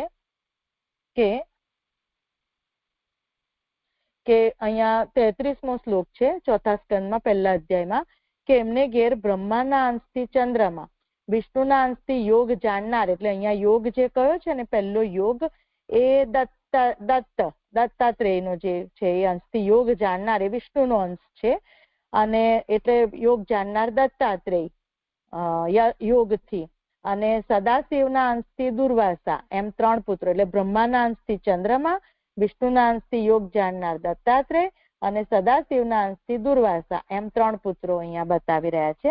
અને અત્રિને તો ભક્તિરૂપ કયા છે, એટલે ભક્તિ અત્રિની, એમ 4. એવી રીતે અહીંયા જુદી રીતે નિરૂપણ કર્યું છે. આ 4 ક્રિયાઓ નક્કી ભગવાનના બાહુઓમાં રહેલી છે, એટલે બાહુથી ક્રિયા બતાવી રહ્યા છે. અથવા દાતૃદેયત્વમાત્મનો બોધયત્ય સૌ અત આત્મપ્રદઃ કૃષ્ણશ્ચતુર્ભુજ ઇતિ રીતઃ, અથવા એ આપનાર અને આપવાનું પોતે હોવાનું જણાવે છે. તેથી પોતાને આપનાર શ્રી કૃષ્ણ 4 ભુજાવાળા એમ કહેલા છે. એમાં 4 નંબરની ફૂટનોટ છે કે 4 ભુજાઓથી જણાવે છે. એટલે ભગવાન જે છે, ભગવાનનું બલ અહીંયા બતાવે. કેવા છે ભગવાન? આપનાર પણ પોતે છે અને આપી પણ પોતાને જ રહ્યા છે, એવા ભગવાન છે. એટલા માટે અહીંયા આ રીતે કહી રહ્યા છે 4 ભુજાઓથી. તેથી પોતાને આપનાર શ્રી કૃષ્ણ 4 ભુજાવાળા. એમાં 5મા નંબરની ફૂટનોટ છે તેથી, એટલે 2 જુદી જુદી અવસ્થા કરેલી હોવાથી આમાં ક્રિયા શક્તિનું પ્રાધાન્ય નથી, પરંતુ સ્વરૂપના ગુણનું જ પ્રાધાન્ય છે. 4 ભુજાવાળા એમ સ્વરૂપનું પ્રાધાન્ય બતાવી રહ્યા છે કે ભગવાનનું સ્વરૂપ એવું છે કે ભગવાન પોતે આપી પણ રહ્યા છે અને પોતે પોતાને જ આપી રહ્યા હોવાથી આ બંને 2 જુદી જુદી અવસ્થા, એટલે આપવાની ક્રિયા પણ ભગવાન કરે છે અને જે અપાઈ રહ્યા છે એ પણ 2 વસ્તુ જે છે એ પણ ભગવાન જ બની રહ્યા છે, એટલે પોતાને જ આપી રહ્યા છે. એમ અહીંયા ભગવાનનું સ્વરૂપનું જ પ્રાધાન્ય છે, સ્વરૂપના ગુણનું જ, એટલે પ્રભુના સ્વરૂપના ગુણનું જ પ્રાધાન્ય એવું છે, પણ ક્રિયા શક્તિનું પ્રાધાન્ય નથી, એમ અહીંયા બતાવી રહ્યા છે. એ અર્થ હવે આગળ કરું છું સુબોધિનીજી. એ અર્થ અપત્યની ઈચ્છાવાળા શબ્દોથી કહેલ છે. અપગતિન ખરાબ સ્થિતિ ત્યાજયતી, તજાવે તે અપત્ય, ખરાબ સ્થિતિ તજાવનાર છે. એટલે ખરાબ સ્થિતિ હોય એને ત્યજાવે એવા પુત્રની અહીંયા આકાંક્ષા કરી રહ્યા છે ને ઈચ્છા કરી રહ્યા છે. એટલા માટે કે છે કેવો પુત્ર? ખરાબ સ્થિતિને ત્યજાવે તે અપત્ય, એવા અપત્યની ઈચ્છા કરી રહ્યા છે. અપત્યમ અભિકાંક્ષત, એનાથી અહીંયા અપત્યને બતાવે. એ સંબંધમાં આવે કે છે આગળ બીજા પુત્રથી. એમાં 6 નંબરની ફૂટનોટ છે, હું વાંચું છું હમણાં. પણ એમાં એવું કહેવા માંગે છે કે બીજા પુત્રથી અથવા એ પુત્ર પિતૃલોક પ્રાપ્ત કરાવે ત્યારે એનાથી વાસ્તવિક રીતે દુર્ગતિ જ થાય. એમાં 6 નંબરની ફૂટનોટમાં કહે છે કે ભગવાન બીજો કોઈ પુત્ર આપે તો તેથી દુર્ગતિ થતી અટકે નહીં, કારણ કે એનાથી મુક્તિ પ્રાપ્ત કરાવી શકાય નહીં. એટલે કોઈ બીજા પુત્રથી, એટલે કે એવા કોઈ પુત્ર બીજો હોય ભગવાન સિવાયનો, કોઈ બીજા પુત્ર ભગવાન જ આપે, પણ કોઈ બીજો પુત્ર હોય અથવા તો કોઈ એવા હોય તો એનાથી ભગવાન આ રીતે પ્રાપ્ત, એનાથી અપત્ય એમનું સિદ્ધ ના થાય, એવું કહેવા માંગે. એટલે એ પુત્ર પિતૃલોક પ્રાપ્ત કરાવે તો એનાથી વાસ્તવિક રીતે ખરેખર તો પિતૃલોક સુધી પ્રાપ્ત કરાવે, વિશેષ જે ભગવાન પ્રાપ્ત કરાવે એવી સ્થિતિ તો પ્રાપ્ત ના જ કરાવી શકે. તો એવી સ્થિતિ જો પિતૃલોક જેવી મળી રહી છે તો એ તો દુર્ગતિ જ છે, એમ કહેવા માંગે છે. તેથી ભગવાને એમ નીચે પ્રમાણે વિચાર્યું. આ અત્રિ અપત્યની ઈચ્છા રાખે છે, તેને અપત્ય પ્રાપ્ત થાય એ માટે હું પોતાનું જ દાન કરીશ, એમ ભગવાન અહીંયા કહી રહ્યા છે. એટલે હું પોતાને જ આપીશ તો જ એને અપત્યની એને પ્રાપ્તિ થાય, એમ ન કરું તો એને અપત્યની પ્રાપ્તિ નહીં થાય. એ 6 નંબરની ફૂટનોટમાં આપણે જોયું. અપત્યની ઘણી ઈચ્છા એકથી જ વૈભવ અને મુક્તિ બંને થાય એ માટે છે. તેથી ભગવાને પોતે જ અત્રિ ઉપર પ્રસન્ન થઈને કહ્યું કે હું મને આપું છું, એમ અહીંયા કહ્યું. એટલે અપત્યની ઘણી ઈચ્છા એમની હતી, એટલે એકથી જ, એટલે ભગવાન જ જયારે પુત્ર રૂપે ત્યાં પધારે તો એકથી જ એમને આ લોકનું પણ જે અભ્યુદયની સિદ્ધિ અને નિશ્રેયસની સિદ્ધિ બંને એમને પ્રાપ્ત થઈ જાય. તો એવી રીતે એમની ઘણી જ ઈચ્છા હતી, એના એક જ ભગવાનના પધારવાથી એકથી જ બંને કાર્ય થાય. એવા ભગવાન પોતે જ અત્રિ ઉપર પ્રસન્ન થઈને, એટલે તુષ્ટો દત્તો એમ અહીંયા કહી રહ્યા છે, તેવા તુષ્ટ થઈને પ્રસન્ન થઈને ભગવાને કહ્યું કે હું મને આપું છું. ભગવાનના દત્ત નામની વ્યુત્પત્તિ પુત્ર તરીકે અપાય એવી નથી, પરંતુ પોતાને જ આપનાર તરીકે છે. દત્ત એટલે હું આપું છું, દત્ત, પણ એ પુત્ર તરીકે હું અપાય એવી નથી. એટલે હું તને પુત્ર આપું છું, પણ હું પોતાને જ આપું છું એમ. એ એટલે જ અહીંયા હું મને આપું છું એ જે કહ્યું, મયા અહમ ઇતિ યદ ભગવાન સદત્તઃ, તો હું મારા પોતાને જ તને આપું છું એ શબ્દોથી કહેલ છે. મારાથી હું જ દત્ત અપાયેલો છું. ભગવાનથી બીજો કોઈ એક પુરુષ કર્તા અને કર્મની સ્થિતિ વાળો થતો નથી. એટલે ભગવાન હોય તો ભગવાન જ પોતે કરતા એટલે કે આપનાર પણ પોતે બને છે, અને કર્મ એટલે કે જે અપાઈ રહ્યું છે તે પણ ભગવાન બને છે. તો એ ભગવાન છે તો આ બંને કાર્ય કર્તા અને કર્મ એ બંને સ્થિતિ વાળા ભગવાન થાય છે. બીજું કોઈ હોય તો એવું બે કાર્ય એવી રીતે પોતે અપાઈ જવું એવું થતું નથી. હવે એક વચન છે, શ્રુતિ વચન છે, ધર્મનો દાસ, સર્વથી મોટો પુત્ર, સ્ત્રી અને એ જ પ્રકારે પોતાનો દેહ, બધી મિલકત અને ગુરુ જાતિનો પુરુષ ન જ આપવા એવો નિયમ છે. એ વાક્ય પ્રમાણે દેહ વગેરે ન આપવા યોગ્ય ધર્મશાસ્ત્રમાં ગણાવેલા છે. એમાં કે છે કે કોઈને હું દાસ તરીકે હું એના દાસ થઈ જઉં એમ કરીને હું કોઈનો દાસ નથી થઈ શકતો, એ રીતે એને પોતાનું દાન નથી કરી શકતો કોઈ મનુષ્ય હોય તો. એવી રીતે આ શ્રુતિ વચન છે કે સર્વથી મોટો પુત્ર, પોતાની સ્ત્રી, એ જ પ્રકારે પોતાનો દેહ એટલે દાસ તરીકે કોઈને થઈ જવું એમ. એવી રીતે પણ પોતાનો દેહ પણ કોઈને નથી આપી શકાતો, બધી મિલકત પણ નથી આપી શકાતી, અને ગુરુ જાતિનો પુરુષ આ બધું અદેય છે એટલે કે આપવા યોગ્ય નથી એવો નિયમ શાસ્ત્રમાં કહેલો છે. તો એવી રીતે આ રીતે શાસ્ત્રમાં નિયમ હોવા છતાંય પણ ભગવાને કેમ પોતાને જ આપ્યા, આવો નિયમ છે તો ભગવાને કેમ પોતાને આપ્યા એવી શંકા થાય. તેથી યદ ભગવાન, કારણ કે આ ભગવાન છે એમ કહેલું છે. આ ભગવાન છે, ભગવાન તો બધું સ્વતંત્ર છે, એ બધું કરી શકે છે, એટલા માટે ભગવાનમાં એવો કોઈ નિયમનો બાદ શાસ્ત્રથી કરી શકાતો નથી. આ ધર્મશાસ્ત્રમાં કહેલા જીવના ધર્મ છે.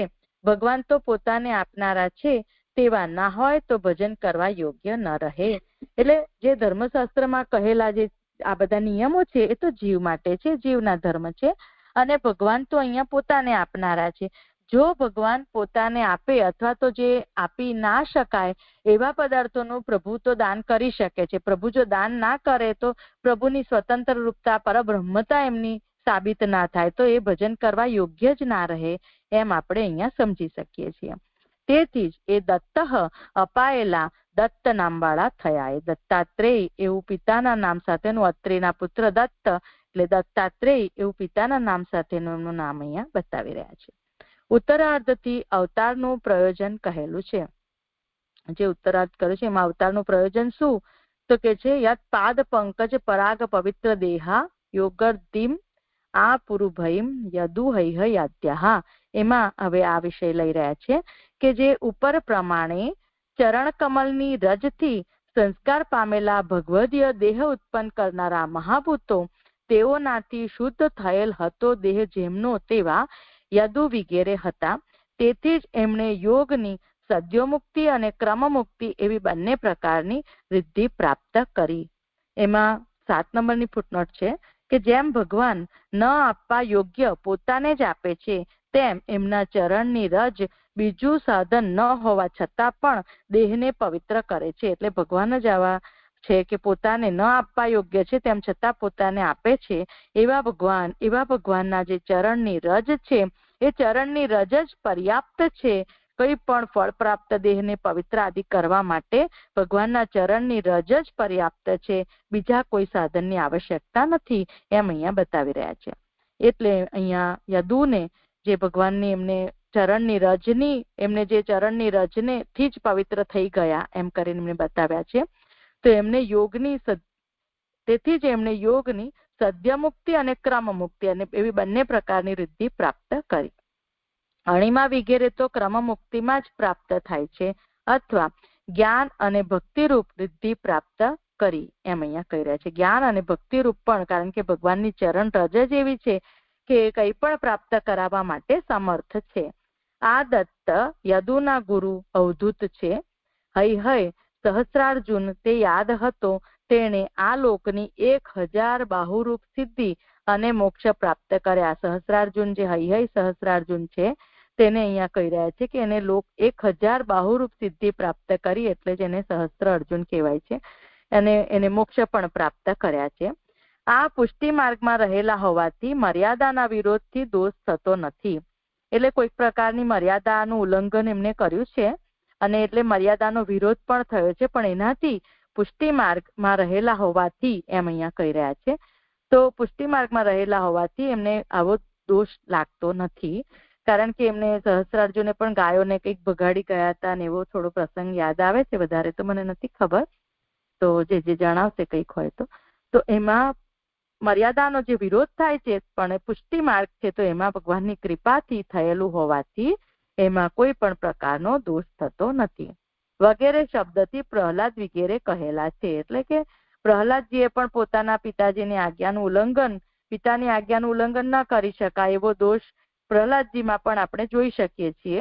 પણ તેમ છતાં એ પ્રભુ સંબંધી હોવાથી આ જે શાસ્ત્રમાં કહેલો જે દોષ છે એ એમને દોષ લાગ્યો નથી. એવી રીતે આપણે યદુ અને સહસ્રાર્જુન હૈહૈના એમાં પણ મતલબ સમજી શકીએ છીએ. તેથી ભગવાનના બાહુઓની સંખ્યામાં આવો પ્રકાર હોવાનું કહ્યું. એટલે ભગવાનને આ 4 બાહુઓ, ચતુર્ભુજ, જે 4 ભુજાવાળા ભગવાનના સ્વરૂપ છે, એ ભગવાનની શક્તિ, જે 4 ક્રિયાઓ ભગવાનના બાહુઓમાં રહેલી છે એમ કહ્યું.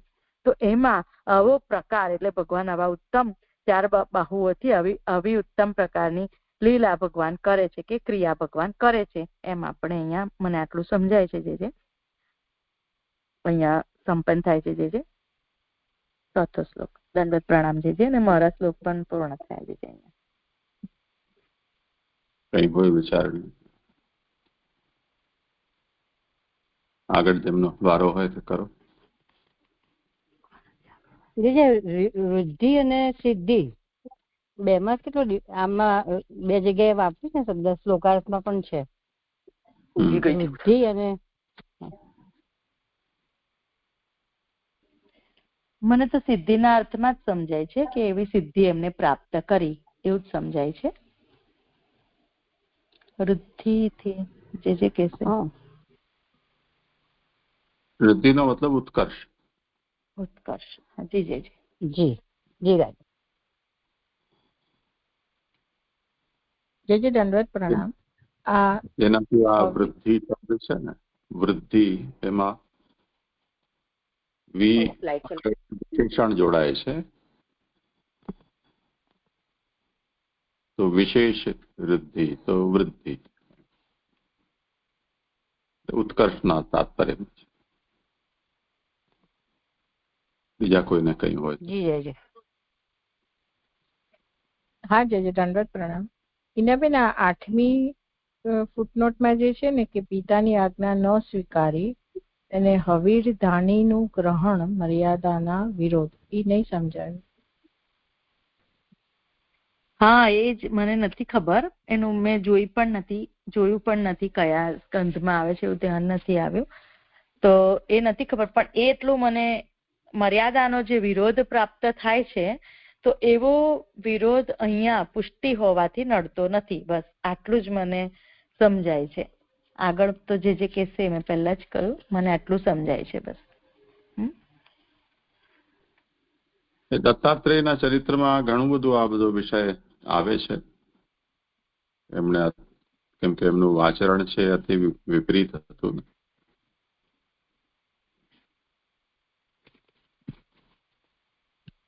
જી જી પ્રણામ. આજે જે દંડવત પ્રણામ મારો છે હવે 5મો શ્લોક. હા, ઓર કોઈને કઈ વિષય ચર્ચા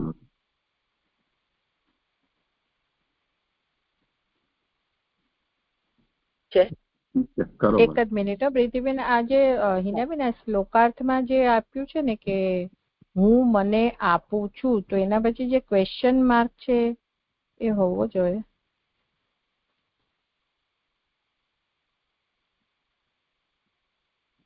હું મને આપું છું એમ જે કહ્યું તે દત્ત છે. ક્વેશ્ચન માર્ક ખબર નહીં કેમ છે, એ મને નથી ધ્યાન. હા, જે કહેશે ક્યાં છે?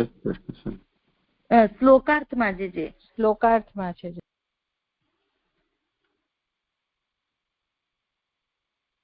હા, ના, એ તો મને એમ લાગે છે કે હું મને આપું છું એટલું આખું ઇન્વર્ટેડ કોમામાં હોવું જોઈએ. એટલે હું થી જે ઇન્વર્ટેડ કોમા શરૂ થયો છે એ આપું છું ત્યાં સુધી ચાલવો જોઈએ અને પ્રશ્ન ચિહ્નને હટાવી દો. જી જય જય દંડવત પ્રણામ. જી જય જય દંડવત પ્રણામ. હવે હાજી જી દંડવત પ્રણામ. એક મારે એટલું જ અહીંયા કહેવાનું છે કે ગઈકાલે પારુલબેનનો પ્રશ્ન હતો કે આ કેવી રીતનું અહીંયા ભગવાનના ગુણોનું કેવી રીતે વર્ણન છે. તો જે આપણને એમ કહ્યું હતું કે એક એક અવતાર જ મૂળ સ્વરૂપના ગુણો કે ધર્મો છે એવું સમજાય છે અને એના આધારે આપણે આ 4 તપ, સાંખ્ય યોગ વગેરે જોયા હતા અને ચોથું અમારા શ્લોકમાં આવે છે જ્ઞાન. પણ એક બીજી વસ્તુ આપણે આ અધ્યાયમાં એવી રીતે વિચારીને તો બહુ સરળ થાય છે સમજવામાં કે 2:8 થી કે એટલે બીજા અધ્યાયના બીજા અધ્યાયના 8મા શ્લોકથી કે 2:13 સુધીમાં વર્ણિત જેટલા પણ પ્રભુના સ્વરૂપ છે તો એ ક્યાંથી શરૂ થાય છે. તો હું તમને એટલે આપણે જે જોયું એ જ વાત છે પણ એમાં દરેકમાં આવી રીતે વર્ણન જ કરેલું કે પહેલા શ્લોકમાં વેતના માપના ગુણનું ઉત્પત્તિથી જે રૂપ કહ્યું એમાં આ આવ્યો યજ્ઞનો અવતાર.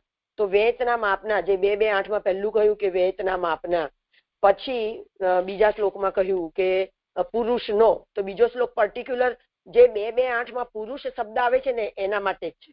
પછી એમાં જ ત્રીજો શ્લોક પણ આવી જાય છે. ત્રીજા શ્લોકમાં હમણાં હિનાએ કર્યું એવી રીતે રહેતા, તો ખાલી રહેતા શબ્દ એટલે જે સ્થિતિ બતાવે છે એના માટે જ આ ત્રીજો શ્લોક છે અને એમાં સાંખ્યાનો અવતાર આવ્યો. અને ચોથા શ્લોકમાં 4 ભુજાઓ વાળા, તો એ છે ને ચતુર્ભુજમ, પ્રાદેશ માત્રમ પુરુષમ વસંતમ ચતુર્ભુજમ. તો ચતુર્ભુજમ સુધીના સ્વરૂપનું વર્ણન અહીં આગળ ચોથા શ્લોકમાં કર્યું. પછી 2 કારિકાથી મહાપ્રભુજીએ એ વિષયને સમજાવ્યો. તો આ વિષય છેક કયા શ્લોક સુધી? 49મા શ્લોક સુધી, 2:13 સુધીના શ્લોકના જે ભગવાનના સ્વરૂપનું વર્ણન છે એ એક એક અવતાર કરીને કહેવામાં આવશે. તો એ પ્રકારે 49મા શ્લોક સુધી આની કોરોલરી 2:13 સુધીમાં આવે છે, 2:8 થી લઈને. તો અત્યારે પ્રદેશ માત્રમ પુરુષમ વસંતમ ચતુર્ભુજમ, આટલા 4 જે સ્વરૂપો જે બતાવ્યા છે 8મા શ્લોકમાં એનું ત્યાં સુધીનું વર્ણન થયું. હવે આગળ 5મા શ્લોકમાં કમલ, ચક્ર, શંખ અને ગદા ધારણ કરનાર કંજ રથાંગ શંખ ગદાધરમ, જે 2:8 નો જે આ વિશેષણ છે ભગવાન માટેનું સ્વરૂપનું, એનું વર્ણન હવે અહીંયા આગળ કરે છે. કમલ, ચક્ર, શંખ અને ગદા ધારણ કરનાર એવા આ વિશેષણનું સ્વરૂપ નીચેના શ્લોકમાં કહે છે. એમાં શ્લોક છે તપ્તમ તપો વિવિધ લોક શિસ્ત્રક્ષયા મે આદૌ સનાત સ્વતપસઃ સ ચતુઃ સનો અભૂત પ્રાક કલ્પ સંપ્લવનિષ્ઠ મિહાત્મ તત્વમ સમ્યક જગાદ મુનયો યદ અચક્ષતા આત્મન. શ્લોકાર્થ છે પહેલા વિવિધ લોક સર્જવાની ઈચ્છાથી મેં તપ કરેલું, એવું બ્રહ્માજી કહે છે કે પહેલા વિવિધ લોક સર્જવાની ઈચ્છાથી મેં તપ કરેલું. પોતાના તપનું મેં સમર્પણ કરવાથી, એટલે ભગવાનને એમને સમર્પિત કર્યું, સમર્પણ કરવાથી જે 4 સન થયા, તો જે સનત કુમારો વગેરે જે 4 કુમારો થયા તે પહેલાના કલ્પના પ્રલયમાં નાશ પામેલ આત્મતત્વ મુનિઓએ અહીં સારી રીતે કહ્યું. એ આસનક વગેરે, કેમ કે જ્ઞાનનો અહીં આગળ વિષય ચાલશે આ શ્લોકમાં. તેનાથી કમલ, ચક્ર, શંખ અને ગદા ધારણ કરનાર, એટલે આગળ 4 ભુજાઓ વાળા જે આવ્યું ચોથા શ્લોકનો જે વિષય આવ્યો, તો એમાં ભગવાનની ભુજાઓને ક્રિયાશક્તિઓ રૂપ બતાવી અને એ આપવા વાળી છે. કેમ કે આમે ભુજાઓથી તો આપવાનું કામ થાય, કાર્ય થાય, પગથી ગતિ થાય, વાણીથી મતલબ ઉપદેશ કરાય, એમ જે ઇન્દ્રિયોની ભગવાનમાં જે છે તો એમાં ભુજાઓ જે છે તે આપવાનું કાર્ય કરે છે. તો એ જે 4 ભુજાઓનું સ્વરૂપ જે ચોથા શ્લોકની અંદર આવ્યું અને એમને અત્રિને અપત્ય આપ્યું, તો એ ભુજાઓની જે ક્રિયાશક્તિ છે એ એના જે આયુધ છે 4 ભુજાઓના, એનું વર્ણન હવે અહીંયા આગળ આ શ્લોકમાં આવે છે. ચોથા શ્લોક સાથે એનું આ પ્રમાણે એનું સંગતિ છે. તો શું કહે છે કે બ્રહ્માજીએ જયારે તપ કર્યું અને એ તપથી એ તપનું જયારે સમર્પણ કર્યું ત્યારે ચાર કુમારો પ્રગટ થયા. પહેલાના કલ્પના પ્રલયમાં નાશ પામેલ આત્મતત્વ. હવે આ જે 4 કુમારો થયા એમને પહેલાના કલ્પમાં જે જ્ઞાનનો નાશ થયો હતો, આત્મતત્વના જ્ઞાનનો, એટલે ભગવાન સંબંધી જે જ્ઞાન હતો એનો નાશ થયો હતો, એ આ ચારે સારી રીતે કહ્યું, જ્ઞાન આપ્યું એનું. પછી ગયા વખતે એમાં આત્મતત્વ મુનિઓએ સારી રીતે કહ્યું. પછી આગળ લખાવ્યું છે કે જેના કથન માત્રથી મુનિઓ આત્મામાં તેનો અનુભવ કરવા લાગ્યા. આટલું ત્યાં આગળ ગઈ વખતે એડ કરાવેલી છે, કે એટલી પંક્તિ રહી ગઈ હશે, પ્રિન્ટિંગ મિસ્ટેક થઈ હશે એટલે, તો એ લખાવ્યું છે. અને પછી કેમ અનુભવ કરવા લાગ્યા? કારણ કે એઓએ આત્માને જોયા. તો એટલે સનત વગેરે જે કુમારો હતા એ પ્રકારે આત્માનું જ્ઞાન કરતા હતા, કે જેમને જ્ઞાન કરતા હતા એમને આત્માનો અનુભવ, મતલબ ભગવાનનો અનુભવ થવા લાગી જતો હતો. તો એ પ્રકારે એ જ્ઞાન આપતા હતા. તો એ જે 4 કુમારો છે એ ભગવાનના 4 આયુધો છે. તો એનું અધિદૈવિક સ્વરૂપ છે આ આયુધોનું, આ કુમારો. એ પ્રકારે, મતલબ કે અહીંયા આગળ એવું વર્ણન નથી, પણ આપણે એવી રીતે સમજવાનું છે. એ પ્રકારે આ શ્લોકનો વિષય આવશે. કેમ કે શ્લોકની જે ભાષા છે એ બહુ અઘરી છે. તો આપણે હવે વિચારીએ એના વિશે, જે નહીં સમજાતું હોય જે સમજાવશે. આ સનક, હવે સુબોધનીજી કરું છું, આ સનક વગેરે 4 ભગવાનના આયુધ રૂપ છે. કેમ કે આગળ ભુજાઓનું વર્ણન આવ્યું, તો આ જે 4 છે એ, કેમ કે ભગવાનના સ્વરૂપનું જે વર્ણન 2:8 માં આવ્યું એમાં ચતુર્ભુજમ, કંજ, રથાંગ, શંખ, ગદાધરમ એમ આવ્યું. તો એ જે 4 છે તો એ આયુધોનું વર્ણન છે. તો અહીંયા જે 4 પ્રગટ થયા એ ભગવાનના 4 આયુધ રૂપ છે. એમ અહીંયા બ્રહ્માજી કહે છે કે આ સનક વગેરે 4 ભગવાનના આયુધ રૂપ છે. જો કે એ આયુધો તત્વરૂપ છે. એટલે એ આયુધોનું મૂળ સ્વરૂપ શું છે? મતલબ કે એ તો અધિદૈવિક સ્વરૂપો છે આ 4, પણ એ મૂળભૂત શું છે? તો એ 4 તત્વો છે. મુખ્ય તત્વ ગદા, એમાં 1 નંબરની ફૂટનોટ છે. મુખ્ય તત્વ એટલે આસન્ય. તો મુખ્ય તત્વ ગદા, જલોનું તત્વ શંખ, તેજનું સુદર્શન અને કાર્યનું કમલ. એટલે ગદા, શંખ, સુદર્શન અને કમલ. એટલે શંખ, ચક્ર, ગદા અને કમલ એમ જે આપણે કહીએ છીએ, તો એમના તત્વ બતાવ્યા. ગદાનું તત્વ આસન્ય, શંખનું જલ, સુદર્શનનું તેજ અને કમલનું કાર્ય, મતલબ અન્ન વગેરેથી જે પૃથ્વી થાય છે તે. તેજ, જલ, અન્ન અને પ્રાણ. આસન્ય એટલે પ્રાણ, ગદાનું જે તત્વ છે તે. તો તેજ, જલ, અન્ન અને પ્રાણ એમ કહેવાયું. તો એ તત્વો છે અને એમના અધિદૈવિક સ્વરૂપો આ 4 છે. એવો સ્વરૂપથી જ તત્વરૂપ છે. એટલે આ જે 4 કુમારો જે છે, જે સનક વગેરે, એ સ્વરૂપથી જ તત્વરૂપ છે. કાર્ય કરનારા તરીકે એમનું જે સ્વરૂપ તે અહીં કહેવામાં આવે છે. હવે એ, કેમ કે જે કંઈ પણ પ્રગટ થાય એનું કાર્ય તો બતાવવું જ પડે. તો આ સનક વગેરે 4 પ્રગટ થયા, તો એમનું કાર્ય શું છે એ હવે અહીંયા આગળ બતાવશે. કાર્યના આવેશ વિનાના એકલા માત્ર તત્વ હોવાથી આયુધની સ્થિતિ પ્રાપ્ત થતી નથી. એટલે ભગવાનના શ્રીઅંગમાં તમે કોઈ સ્થિતિને પ્રાપ્ત કરો તો એનું કોઈક પર્ટિક્યુલર કાર્ય જ હોય છે. તો એ કહે છે કે કાર્યના આવેશ વિનાના, એટલે જો આ 4 કુમારોમાં કાર્યનો કંઈક કરવાનો, ક્રિયાનો આવેશ ના હોય, તો એકલા માત્ર તત્વ હોવાથી, એટલે એક તેજ રૂપ હોવાથી, એક જલ રૂપ હોવાથી, તો આયુધની સ્થિતિ પ્રાપ્ત થતી નથી. એવી રીતે તો ભગવાનના શ્રીઅંગમાં કોઈ સ્થિતિ ના હોય. એવો જેનાથી એવા આયુધ થાય છે તે અહીં કહેવામાં આવે છે. તો એવામાં 2 નંબરની, એવા એટલે કાર્યના આવેશ વાળા, એટલે આયુધ રૂપ થાય છે તે અહીં કહેવામાં આવે છે. તો જે પ્રકારની પ્રોસેસથી એ અહીં આગળ આયુધ રૂપ એટલે કાર્ય કરવા વાળા થયા છે એ ક્રિયાને અહીં કહેવામાં આવે છે. એટલે મતલબ એમનું અધિદૈવિક સ્વરૂપથી શું વિશેષ કાર્ય છે કે એમને ભગવાનના શ્રીઅંગમાં આવા આયુધ સ્વરૂપે સ્થાન મળ્યું છે. તો એમની વિશેષતા શું છે એ હવે અહીંયા આગળ કહેશે. મારું સાક્ષાત હૃદય તપ છે એ વાક્ય પ્રમાણે ભગવાનનું સાધન તપ જ છે. હવે ભગવાનના શ્રીઅંગમાં એમની સ્થિતિ બતાવે છે. તો ભગવાન શું કહે છે કે મારું સાક્ષાત હૃદય તપ છે. એ વાક્ય પ્રમાણે ભગવાનનું સાધન તપ છે. એમનું હૃદય જ તપ રૂપ છે. એનો વિસ્તાર આગળ હવે પછીના શ્લોકમાં આવશે કે એ તપ, ભગવાનનું એ તપ કેવું છે. પણ હમણાં આપણે એમ સમજવાનું કે એમનું હૃદય તપ છે, તપ સ્વરૂપ છે. જે ક્રિયાના ઉપયોગમાં આવ્યું તેથી જે એટલે જે સાક્ષાત હૃદય, જે તપ રૂપ જે સાક્ષાત હૃદય છે, એટલે કે જે તપ છે તે ક્રિયાના ઉપયોગમાં આવ્યું, તેથી હસ્તોમાં કમલ વગેરે ભગવાન ધારણ કરે છે.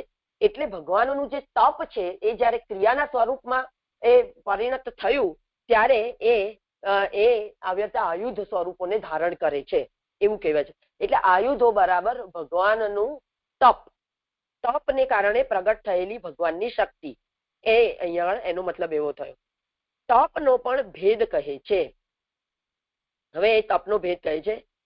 મેં બ્રહ્માએ આદૌ, હવે એ તપ કેવું, ભગવાનનું તપ, બ્રહ્માજીનું તપ તો આ છે જ નહીં. ભગવાનના તપ થી જ આ ભગવાનની ક્રિયાશક્તિ રૂપ આયુધો પ્રગટ કરેલા છે. મતલબ ક્રિયાશક્તિના આયુધ રૂપ આ 4 પ્રગટ થયા છે.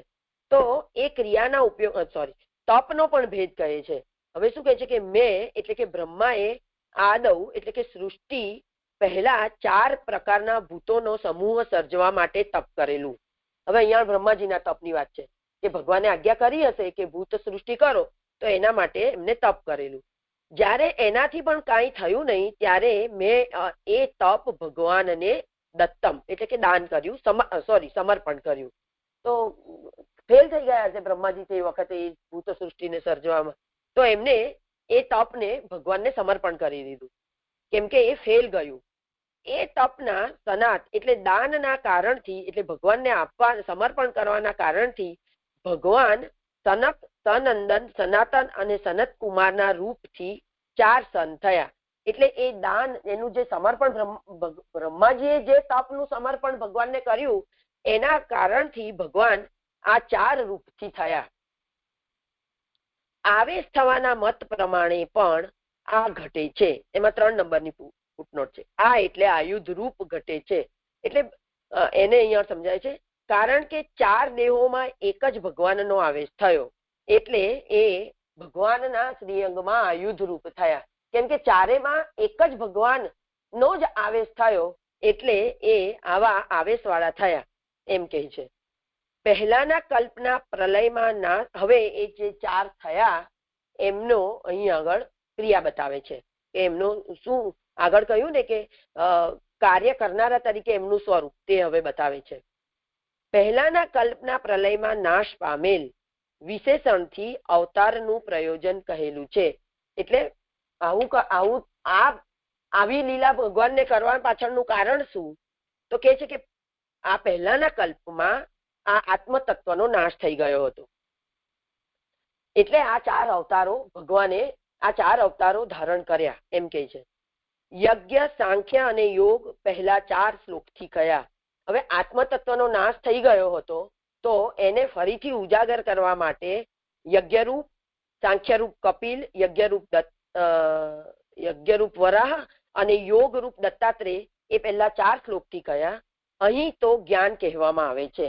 હવે જે આત્મતત્વનો નાશ થઈ ગયો હતો એને ફરીથી કહેવા માટેનો આ શ્લોક છે, અને એ સિવાયના 4 શ્લોકમાં યજ્ઞ, સાંખ્ય અને યોગ પહેલા કયા. હવેનો જે અવતાર છે તે આ આત્મતત્વને કહેવા માટે 4 સનક આદિના રૂપમાં થયો છે. એટલે એ એમનું કાર્ય થયું. આત્મતત્વને કહેવું એ આ 4નું કાર્ય થયું. અહીં તો જ્ઞાન કહેવામાં આવે છે. એટલે અહીંયા આગળ આ યજ્ઞ, સાંખ્ય અને યોગ ની પછી જે જ્ઞાન છે તે કહેવામાં આવે છે. પહેલાના કલ્પમાં આત્માના જ્ઞાનનો નાશ થયો, તે પાછું આ કલ્પમાં અનુભવ સુધીનું જે પ્રકારે થાય તેમ સારી રીતે કહ્યું. કોણે કહ્યું? આ સનકાદીએ.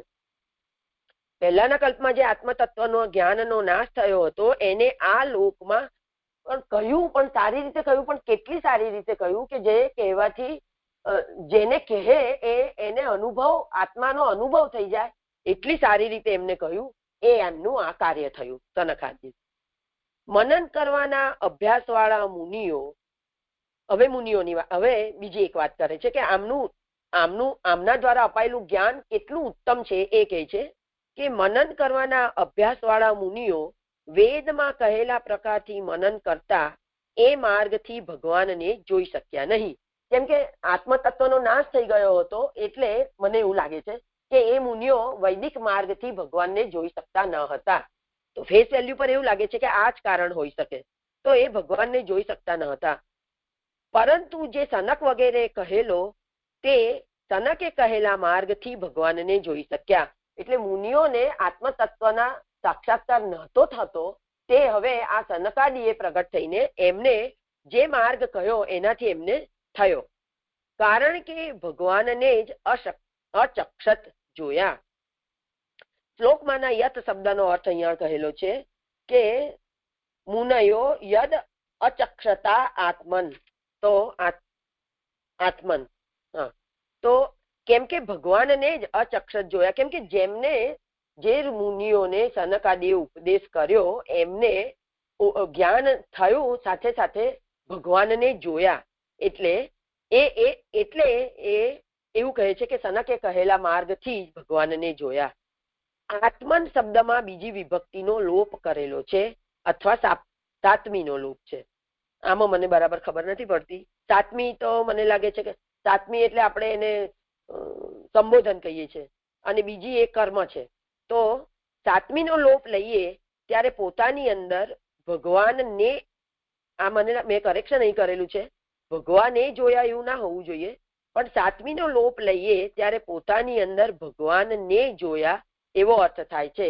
એટલે આત્મન શબ્દનો માં દ્વિતીયનો અર્થ કરીએ, બીજી વિભક્તિનો, સાતમીનો લોપ લઈએ એટલે કે બીજી વિભક્તિ કરીએ તો પોતાની અંદર, એ મુનિઓએ પોતાની અંદર ભગવાનને જોયા એવો અર્થ થાય છે.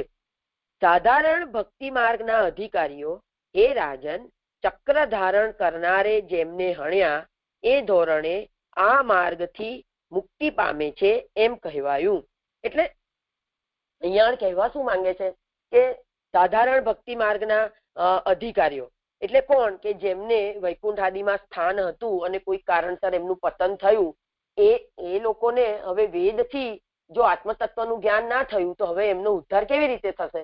તો એમના માટે આ સનકાદીઓએ એ પ્રકારે જ્ઞાન આપ્યું કે એમને ભગવાનનો સાક્ષાત્કાર થયો અને મૂળ સ્થાનને પ્રાપ્ત કર્યું.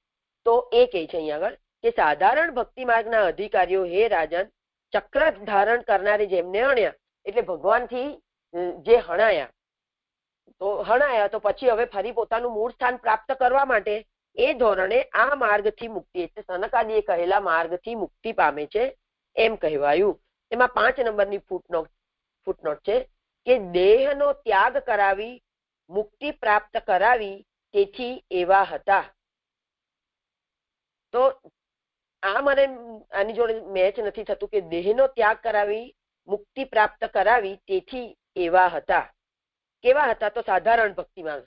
ઓકે, સાધારણ ભક્તિ માર્ગના અધિકારીઓ. તો એમને સાધારણ કેમ કહ્યા છે એના પર અહીં 5 નંબરની ફૂટનોટ છે કે દેહનો ત્યાગ કરાવી, એટલે ભગવાને એમને ચક્ર વડે એમને દેહનો ત્યાગ કરાવ્યો, એમને માર્યા અને પછી મુક્તિ કરાવી, તો તેથી એમને સાધારણ ભક્તિ માર્ગના કહ્યા છે. તો એવાઓએ જે છે એમની વાત છે, મુક્તિ પામે છે એમ કહ્યું, કારણ કે એઓ પહેલા પણ ભગવાનના વૈકુંઠમાં રહેવા યોગ્ય હતા.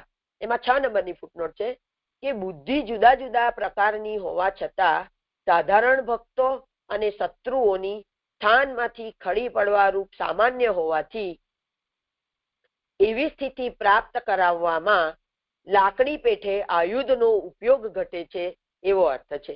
એટલે કહેવાનો મતલબ શું છે? એઓ પહેલા ભગવાનના વૈકુંઠ ધામમાં રહેવા યોગ્ય હતા, રહેવા યોગ્ય હતા પણ સાધારણ હતા.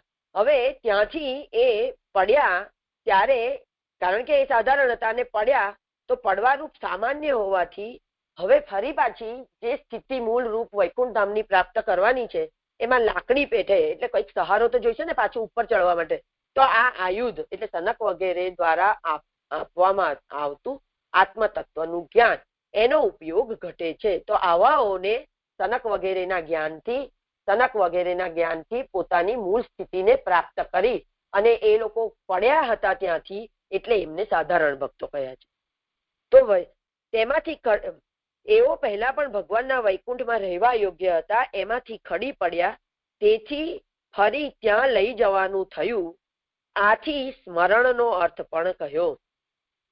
મુનિ શબ્દથી કહેલ એ માર્ગના સ્મરણનું સ્વરૂપ, એટલે એમને ફરીથી માર્ગથી, એ ધામથી ચ્યુત થયા એટલે એ માર્ગને એ લોકો ભૂલી ગયા, વેદને અનુસરવા ગયા તો વેદથી એમને ભગવાન ના મળ્યા, એટલે પછી આ મુનિઓ એમના સહારે આવ્યા અને આ સનક આદિએ એ પ્રકારનું કાર્ય કર્યું, કેમ કે આયુધ રૂપ હતા એટલે એમને એમની રક્ષા કરી અને એમને પોતાનું મૂળ સ્થાન પ્રાપ્ત કરાવ્યું. એ પ્રકારે આ સનક આદિનું કાર્ય કહ્યું અને આવું કાર્ય કરતા હોવાને કારણે એમની આ ભગવાનના ભુજાઓમાં 4 આયુધ રૂપની સ્થિતિ છે. એ પ્રકારે અહીંયા આગળ આયુધનું વર્ણન આ શ્લોકમાં આવે છે. જે મને આટલું સમજાયું છે અહીંયા આગળ. જે દંડવત પ્રણામ. કોઈને કઈ હોય વિચારણી? દંડવત પ્રણામ જીજે. જીજે આમાં એવું આવે છે કે એટલે બ્રહ્માજીએ એટલે લોકને સર્જવાની ઈચ્છાથી તપ કર્યું અને એમને પછી પ્રભુને અર્પણ કરતા એમને ઓલા 4 સન થયા અને પહેલાના કલ્પમાં પ્રલયમાં નાશ પામેલ એ આત્મતત્વ જે હતું એ મુનિઓએ આયા સારી રીતે કહ્યું. તો જે એ હતું કે હવે બ્રહ્માજીએ જે તપ કર્યું લોકની એટલે સર્જવા માટે, એ લોકની ઉત્પત્તિ જ નહોતી થઈ, તો આ પ્રલય શેનો થયો હતો પહેલાના કલ્પમાં, એ થોડું સમજવું હતું જોઈએ. અને પછી અગર પહેલાના કલ્પમાં કઈ હતું નહીં, એટલે એક કલ્પ એટલે બ્રહ્માજીનો 1 દિવસ, 1000 ચતુર્યુગ, તો એ પહેલાના કલ્પમાં કઈ હતું નહીં, તો આત્મ તત્વનું નાશ જે કહે છે એ પછી એનું શું રિલેશન થયું, આયા કો રિલેશન છે? હા, કરો સમાજ. હા, એટલે તમે જે કહો છો એનો અહીંયા વિચાર પણ કરેલો છે કે મેં બ્રહ્માએ આદૌ એટલે સૃષ્ટિ પહેલા 4 પ્રકારના ભૂતોનો સમૂહ સર્જવા માટે તપ કરેલું. એ તો મને લાગે છે કે જે તૃતીય સ્કંદમાં જે બધી બ્રહ્માજીએ સૃષ્ટિ કરવાની આજ્ઞા કરી જેમને જેમને, અને એ બધાએ ના પાડી દીધી ને સૃષ્ટિ વ્યર્થ ગઈ. આ સનકાદિએ પ્રગટ થયા હતા, એમને સૃષ્ટિ કરવાનું કહ્યું હતું, એ લોકોએ પણ ના પાડી દીધી હતી. તો એ બધા ક્રોધનું સ્વરૂપ થયું અને ભૂત પેલા પિશાચોની ને એવી સૃષ્ટિ થઈ. તો એ સૃષ્ટિ બધી ફેલ થઈ ને. તો એ હવે એમાં એટલે અહીંયા આગળ જે કાર્યરૂપ સૃષ્ટિ છે એમના ઉદ્ધારની તો અહીંયા વાત જ નથી, એટલે જ નથી, કેમ કે સૃષ્ટિના આદિમાં છે એટલે કાર્યરૂપ તો સૃષ્ટિ છે નહીં. એટલે કોઈ એવા ભક્તો તો છે નહીં કે જેમને ભજન કરેલું હોય મર્યાદા પ્રમાણે, એવું તો નથી. એટલે જ જે ધામમાંથી પડેલા છે એટલે મુક્ત જીવોને જ ફરીથી પાછા પોતાના સ્થાનને પ્રાપ્ત કરાવવાનું કાર્ય સનકાદિએ કર્યું છે. એવો જ અર્થ અહીંયા આગળ, એવો અર્થ મને અહીં સમજાય છે કલ્પેશભાઈ. આદવ જે કહ્યું ને સૃષ્ટિના આદિમાં ને આ ઘટના ઘટી, સનકાદિ વગેરે જે કાર્ય કરી રહ્યા છે, તો મુક્ત જીવો જે ખડી પડેલા છે એમને ફરીથી, એટલે લીલા સૃષ્ટિની જ આ બધી વાતો છે, તો એમને ફરીથી સ્થાન આપવા માટે એમને નું કાર્ય આ કરે છે, એવું મને સમજાય છે. જય જી પ્રીતિબેન, મને એ જ પ્રશ્ન છે કે એટલે આદિમાં એટલે સૃષ્ટિની આદિમાં જે તપ કર્યો તો પછી આગળ આવે છે કે એના પહેલાનો કલ્પ, તો હજી સૃષ્ટિ એટલે લોક રચ્યા નથી, કાંઈ નથી થયું, તો એના પહેલાનો કલ્પ એ શું પછી? એ તો તમે એમ લઈ શકો ને કે એક બ્રહ્માજીનું આયુષ્ય બધું પૂરું થઈ ગયું હોય અને પછી કઈક ફરીથી શરૂ કરવાનું હોય, એવી રીતે પણ તમે લઈ શકો ને એને. નવેસરથી બધું સર્જન કરવાનું હોય, નવા પ્રકારથી કરવાનું હોય, એમાં તો આપણે ઘણા બધા કલ્પ છે વિચારવા માટે.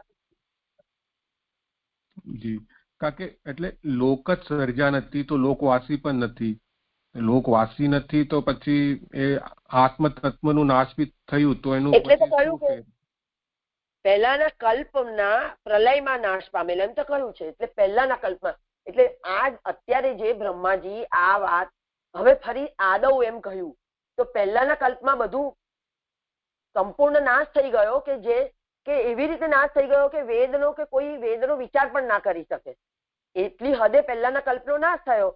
તો હવે ફરીથી આરંભ કરવા માટે એમને તપ કર્યું.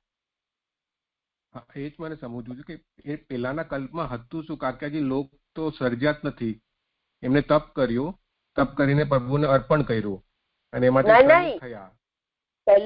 પહેલામાં હતું એ બધાનો નાશ થઈ ગયો હતો, એમ ન હતું એમ ના સમજો. આદવ શબ્દનો અર્થ કે સૌથી પહેલી વાર જ આ સૃષ્ટિ થઈ છે, તમે એવું ના લો. અચ્છા, એટલે કે પહેલા હતું એ નાશ પામ્યું અને પછી બ્રહ્માજીએ તપ કર્યો લોકની આના માટે, લોકને સર્જવા માટે, અને એ પ્રભુને અર્પણ કર્યું અને પછી સન થયા. એવી રીતે જ લેવું પડશે ને, કેમ કે પહેલાના કલ્પમાં નાશ પામેલું તો એકદમ આદિની સૃષ્ટિ કે જયારે ભગવાન એક હતા અને પછી અનેક રૂપ થયા, એવી સૃષ્ટિની તો અહીંયા વાત છે જ નહીં. બરાબર કે નહીં? તો કઈ સૃષ્ટિની વાત? કે આ પહેલાના કલ્પમાં બધું જ નાશ થઈ ગયું, સાથે વેદનો પણ એવી થઈ ગઈ અવ્યવસ્થા કે એ માર્ગને પણ આપણે ધારણ ના કરી શકીએ, ત્યારે આ કાર્ય થયું. વેદ પણ જયારે નહોતા થઈ, પહેલાના કલ્પમાં એટલે લોક આદિ ન હતા એવું સમજવું ને? લોક આદિ ન હતા એમ નહીં, હતા પણ એનો પ્રલય થઈ ગયો, પ્રલયને કારણે નાશ થઈ ગયો. પ્રલયમાં નાશ પામેલા, પહેલાના કલ્પના પ્રલયમાં નાશ પામેલા વિશેષણથી અવતારનું પ્રયોજન કહેલું છે. જે આમાં તમે આપ થોડું વધારે કરો ને, જે ખુલ્લું.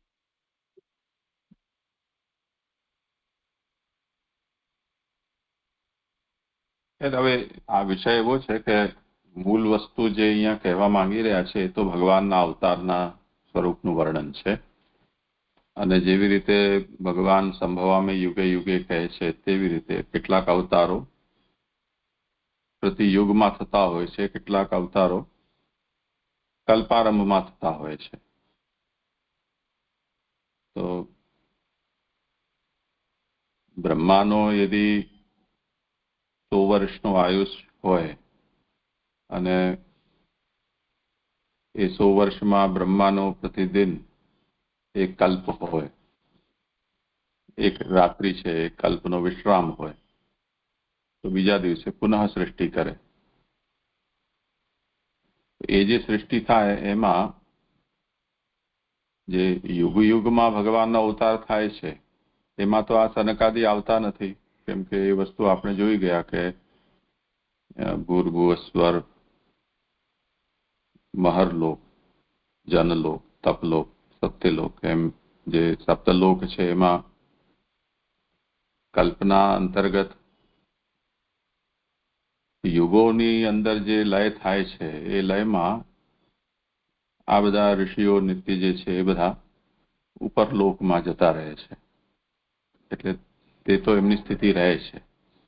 પરંતુ મોટો પ્રલય જ્યારે થાય છે તે વખતે સનકાદી વગેરે પણ રહેતા નથી. તો આ એ પ્રકારના પ્રલય પછીની જે પુનઃસૃષ્ટિ છે એની કથા ચાલી રહી છે. યુગાંતમાં થનારી જેને નિત્ય પ્રલય છે કે નૈમિત્તિક પ્રલય છે તે એની અહીંયા કથા નથી. તો જ્યારે આ સ્થિતિ થઈ ગઈ છે કે હવે કોઈ રહ્યું નથી, ત્યારે બ્રહ્મા પુનઃ સર્જન કરવા ઈચ્છી રહ્યા છે.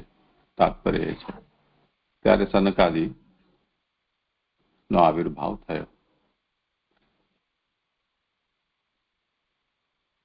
જી જી જી સ્પષ્ટ થયું. એટલે કલ્પના આરંભમાં બ્રહ્માજીએ પાછું તપ કર્યું અને પ્રભુને અર્પણ કર્યું, એમાં સનકાદી પછી ઉત્પન્ન થયા, એવી રીતે. જી જી સ્પષ્ટ રીતે. ધન્યવાદ. પ્રણામ. પ્રણામ છે. અહીંયા આજે કહ્યું છે ને મારું સાક્ષાત હૃદય તપ છે, પછી એ વાક્ય પ્રમાણે ભગવાનનું સાધન તપ જ છે. તો અહીંયા ભગવાનનું સાધન એ કેવી રીતે સમજાય? અને એના પછીની જે લાઈન છે ને, એ ક્રિયાના ઉપયોગમાં આવ્યું તેથી હસ્તોમાં કમલ વગેરે ભગવાન ધારણ કરે છે. આ મને તમે કહ્યું પણ મને બરાબર સમજાયું નહીં. ભગવાનનું સાધન એટલે ભગવાનને પ્રાપ્ત કરવાનું સાધન કે જાણવાનું સાધન. હા, તો એના પછી જે કહ્યું ને કે એ ક્રિયાના ઉપયોગમાં આવ્યું તેથી હસ્તોમાં કમલ વગેરે ભગવાન ધારણ કરે છે. તો એ ક્રિયાના ઉપયોગમાં આવ્યું એટલે કેવી રીતે સમજવાનું? હા, કરો સવાલ. હા, એટલે એ જે કહ્યું એ પ્રમાણે પણ એનો અર્થ થાય કે મારું સાક્ષાત હૃદય તપ છે, એ વાક્ય પ્રમાણે ભગવાનનું સાધન તપ જ છે. પણ એનો આ પછીના શ્લોકમાં, એટલે મારે જ કરવાનો છે આ શ્લોક, એટલે હું કહું છું કે પછીના શ્લોકમાં એનો મેં કહ્યું કે એનો વિસ્તાર આવે છે કે ભગવાનનું સાધન તપ છે. તો એ તપ રૂપી સાધન, ભગવાનનું સાધન તપ કેવી રીતે છે એનો વિસ્તાર આવે છે અહીંયા આગળ હવે પછીના શ્લોકમાં. અને એ તપ રૂપી જે સાધન છે એમાં આયુધોની વાત નથી આવતી, પણ એ વાક્ય પ્રમાણે ભગવાનનું સાધન તપ જ છે, એ ક્રિયાના ઉપયોગમાં આવ્યું. એટલે ભગવાનનું જે તપ છે એ તપ જ્યારે ક્રિયાના ઉપયોગમાં આવ્યું, તેથી ભગવાન કમલ વગેરે ધારણ કરે છે. તો આ જે આયુધો જે ધારણ કરે છે એ ભગવાનનું જે સાધન તપ છે એ તપને હવે કઈક 4 ભુજાઓ છે એના આયુધો પણ છે, ચાલો, પણ એ આયુધોમાં ક્રિયા પ્રગટ ના થાય તો આયુધોનો શું મતલબ? તો એ તપ રૂપી સાધન છે, જે ભગવાનનું તપ છે, એનાથી એ આયુધોમાં ક્રિયા થાય છે. એ ક્રિયા છે, તપની જે ક્રિયા છે એ આયુધો રૂપ છે, એવો એનો સંદર્ભ છે. આ પર્ટિક્યુલર ભગવાનના શ્રીઅંગની આ વાત ચાલે છે ને એટલા માટે. તો ભગવાનની ભુજાઓ એ ક્રિયારૂપ અને આયુધો એની રક્ષણ, એક પ્રકારના રક્ષક, એ પ્રકારે, એવી રીતે. આમાં લેખકારનો થોડો મતભેદ પણ છે. લેખકાર અહીંયા એમ આજ્ઞા કરી રહ્યા છે કે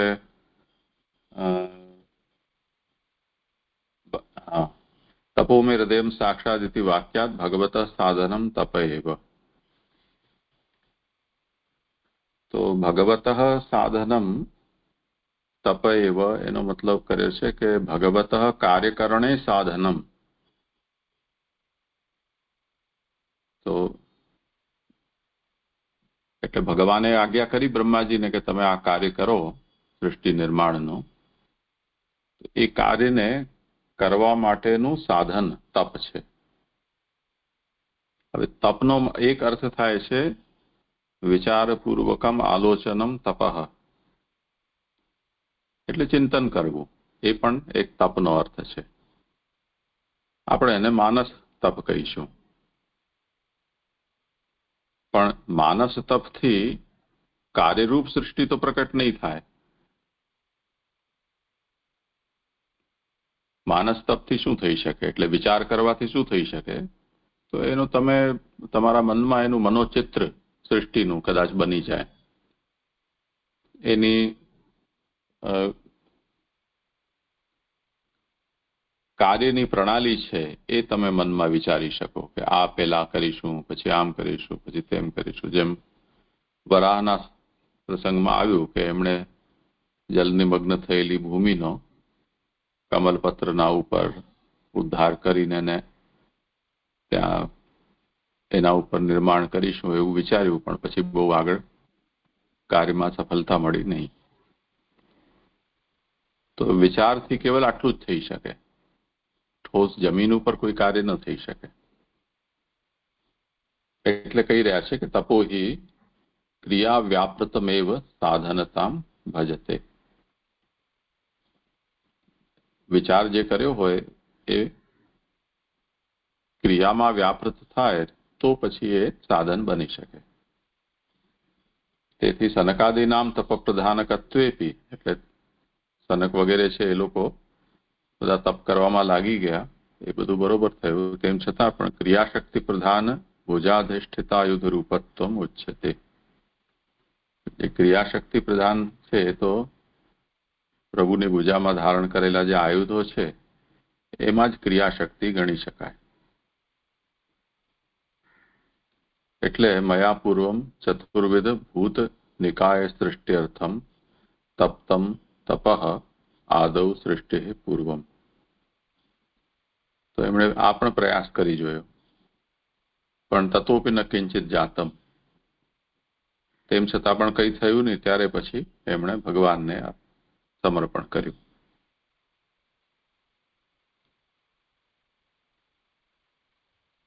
હા, તે સરસ સમજાયું.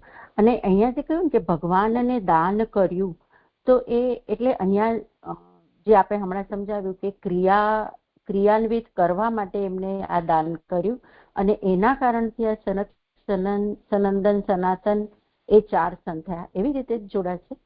આ દાન કેમ કર્યું એ હજુ મને ક્લિયર નથી. એવી રીતે જ જોડાશે ને જી? હા.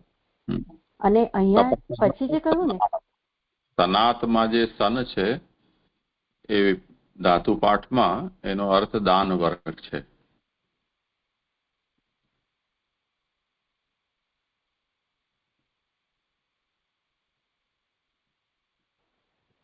હા, એટલે મને એ દાનનું જે કારણ કહ્યું છે ને કે દાનના કારણથી ભગવાન, એટલે જાણે એ દાન ન કર્યું હોત તો આ સનક સનંદન ન થયા હોત એ ટાઈપનું અહીંયા લાગે છે. પણ એ આ ક્રિયાન્વિત, તપને ક્રિયાન્વિત કરવા માટે દાન કર્યું એનું કારણ અહીંયા પ્રયોજન બતાવી રહ્યા છે, એવું નહીં છે? હા, એ થઈ ગયું, સરસ. અને અહીંયા જે કહ્યું ને કે પરંતુ જે સનક વગેરે કહેલું તે સનકે કહેલા માર્ગથી ભગવાનને જોઈ શક્યા, એટલે વેદમાં કહેલા પ્રકારથી મનન કરતા એ માર્ગથી ભગવાનને જોઈ શક્યા નહીં. તો આ સનક વગેરે જે માર્ગ કહ્યો એ વેદના માર્ગથી જુદો હતો કે એ મને આમાં ક્લિયર ના થયું. શું છે, જુઓ ક્યાં છે આ વાત? નીચેથી 7મી 8મી લીટી છે ઉપર. હા, કરો પ્રીતિબેન, પહેલા તમારો.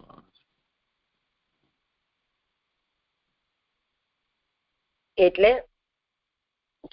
એમાં કહેવાનું તાત્પર્ય એવું નથી કે વેદથી જુદો કોઈ માર્ગ છે, પણ અહીંયા આગળ શું કહ્યું કે વેદમાં કહેલા પ્રકારથી મનન કરતા એ માર્ગથી ભગવાનને જોઈ શક્યા નહીં. કેમ કે પ્રલયમાં એ બધું નાશ પામી ગયું હતું.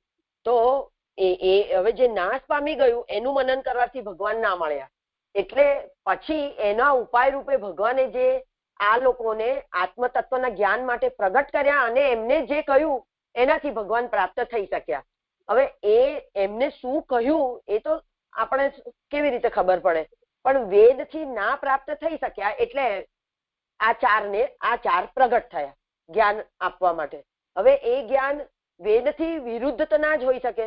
જુદું કેવા અર્થમાં હોય કે વેદ મંત્રાત્મક છે અને ઘણો મોટો છે, તો આ લોકો કેવી રીતે આપતા હશે એ બધું આપણે નથી ખબર. પણ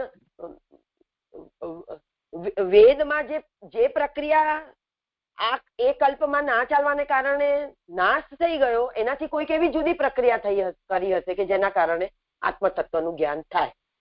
વિરોધ તો ના જ હોઈ શકે આની અંદર. જ્ઞાન તો ભગવાન સંબંધિત છે, વેદમાં પણ ભગવાન સંબંધિત છે.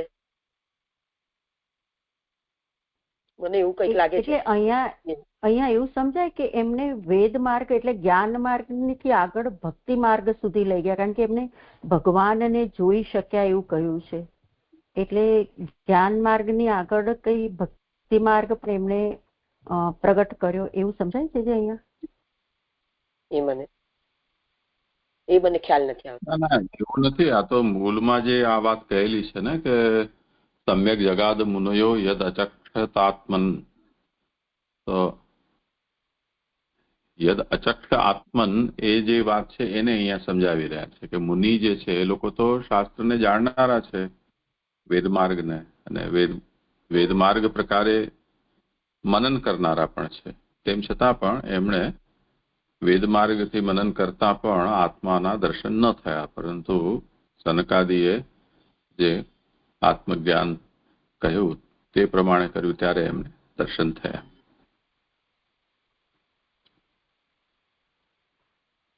એટલે અહીંયા આત્મા એટલે પોતાનો આત્મા કે ભગવાન જ લેવાનું છે? આ મને થોડું આત્મામાં ભગવાનના દર્શન કર્યા એમ કહ્યું છે. ભગવાન જ લેવાનું. હા હા હા. અને આ જે છેલ્લે કહ્યું ને કે છેલ્લી 3 લાઈનોમાં કે સાધારણ ભક્તિ માર્ગના અધિકારીઓ હે રાજન ચક્ર ધારણ કરનારે જેમને હણ્યા, પછી જે કહ્યું કે એ ધોરણે આ માર્ગથી મુક્તિ પામે છે એમ કહેવાયું, કારણ કે એઓ પહેલા પણ ભગવાનના વૈકુંઠમાં રહેવા યોગ્ય હતા અને તેમાંથી ખડી પડ્યા. તો આ કોના માટે કહ્યું છે? એટલે સનકાદી માટે કહ્યું છે કે બીજા મુનિઓ માટે કહ્યું છે? કે કારણ કે અહીંયા એવું કહ્યું છે કે ઓલરેડી ભગવાનના વૈકુંઠમાં રહેવા યોગ્ય હતા પણ તેમાંથી ખડી પડ્યા, તેથી ફરી ત્યાં લઈ જવાનું થયું. પછી કીધું કે આથી સ્મરણનો પણ અર્થ પણ કહ્યો. તો આ સનકાદીનું ઉપર મને લાગે છે કશુંક આવ્યું કે એ લોકોને પડી ગયા કે કંઈક આગળ જ કંઈક આવ્યું ખરું, તો એના સનકાદી માટે છે કે આ બીજા બધા મુનિઓ માટે છે?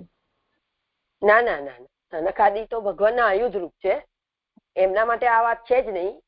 પણ જે લોકો જે મુનિઓ કહો કે જે વૈકુંઠ આદિ લોકમાં જેમની સાધારણ ભક્ત તરીકેની સ્થિતિ હતી, એટલે સનકાદીએ એવો કોઈ ભક્તિ માર્ગ, પુષ્ટિ ભક્તિ માર્ગ જેવો કોઈ ભક્તિ માર્ગ એમને ઉપદેશ નથી કરેલો. કેમ કે અહીંયા આગળ જે આ બધા હતા એ મુનિઓ કે સાધારણ ભક્તિ માર્ગ ના અધિકારીઓ હતા. હવે એ લોકો કોઈક કારણથી વૈકુંઠ ધામમાં કોઈકનો શ્રાપ થયો હોય એટલે ધામમાંથી પડી ગયા હોય, એમનું પતન થયું હોય, તો એવાઓને એમને આત્મતત્વનો બોધ કરાવીને ફરીથી પાછા સ્થાપિત કર્યા, એવો કહેવાનો અહીંયા આગળ મતલબ છે. હવે આમાં બે પ્રકાર બતાવ્યા. પહેલા તો જે મુનિઓ વેદને જાણવા વાળા હતા અને વેદથી જેમને ભગવાનના દર્શન ના થયા એમને પણ સનકાદીએ ભગવાનના દર્શન કરાવ્યા, અને સાધારણ ભક્તો ને જે વૈકુંઠમાંથી પાત થયો હતો એમને ફરીથી પાછા પોતાના સ્થાનમાં મૂક્યા. હવે આ બંને એક જ છે કે જુદા જુદા છે? એ આ બંનેને એવી રીતે એક કરવા જોઈએ, એક વિચારનો વિષય છે. સનકાદી તો ભગવાનના આયુધ રૂપ છે, એમની સાથે આને કોઈ લેવા દેવા નથી. બેલાબેન, આ તો મધુ કૈટબ નું નથી લાગતું? વૈકુંઠ માંથી પાપ થયા અને પછી એને એ સાધારણ ભક્તો હતા એટલે પાપ થયું ને મને મધુ કૈટબ અહીં સમજાયા હતા, ખબર નહીં. આ છઠ્ઠી ફૂટનોટમાં જે કહ્યું છે ને જે કે બુદ્ધિ જુદા જુદા પ્રકારની હોવા છતાં સાધારણ અને શત્રુઓની સ્થાનમાં ખડી પડવાનું સામાન્ય હોવાથી એવી સ્થિતિ પ્રાપ્ત કરવામાં લાકડીની પેઠે આયુધનો ઉપયોગ કરશે, એ લઈ શકાશે? શું સમજાયું ને શું કહેવામાં? એટલે આ બેલાબેનના પ્રશ્ન સંબંધમાં તમે કહી રહ્યા છો? હા, બેલાબેનના પ્રશ્નના સંબંધમાં જ કહી રહી છું. શું કહો છો? આ ખડી પડ્યા એમ કે છે ને, તેથી ફરી ત્યાં લઈ જવાનું થયું. એટલે એ કોણ છે ભક્તો?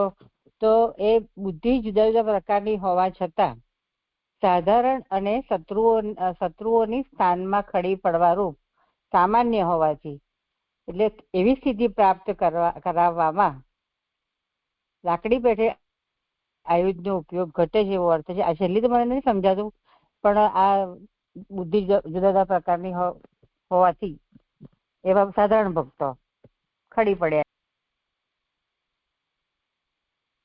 મને તો જે છઠ્ઠી ફૂટનોટ જ નથી સમજાતી, કારણ કે સાધારણ ભક્તો કોને કીધા ને પછી પાછું શત્રુઓ પણ સ્થાનમાંથી ખડી પડે છે. તો શત્રુઓ તો વૈકુંઠમાં હોય નહીં, તો એ કયા સ્થાનમાંથી ખડી પડવા રૂપ સામાન્ય? એટલે જનરલ વાત લખી છે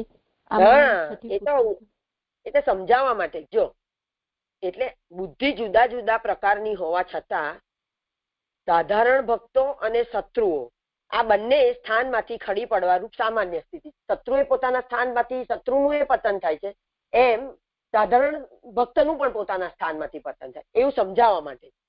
તો એવી સ્થિતિ પ્રાપ્ત કરાવવામાં લાકડી પેઠે આયુધનો ઉપયોગ ઘટે છે. એટલે જેમ શત્રુઓ પોતાના સ્થાનમાંથી પડી જાય છે એમ સાધારણ ભક્તો પોતાના સ્થાનમાંથી પડી જાય છે. જુદી જુદી બુદ્ધિ હોવાને કારણે એવું થાય.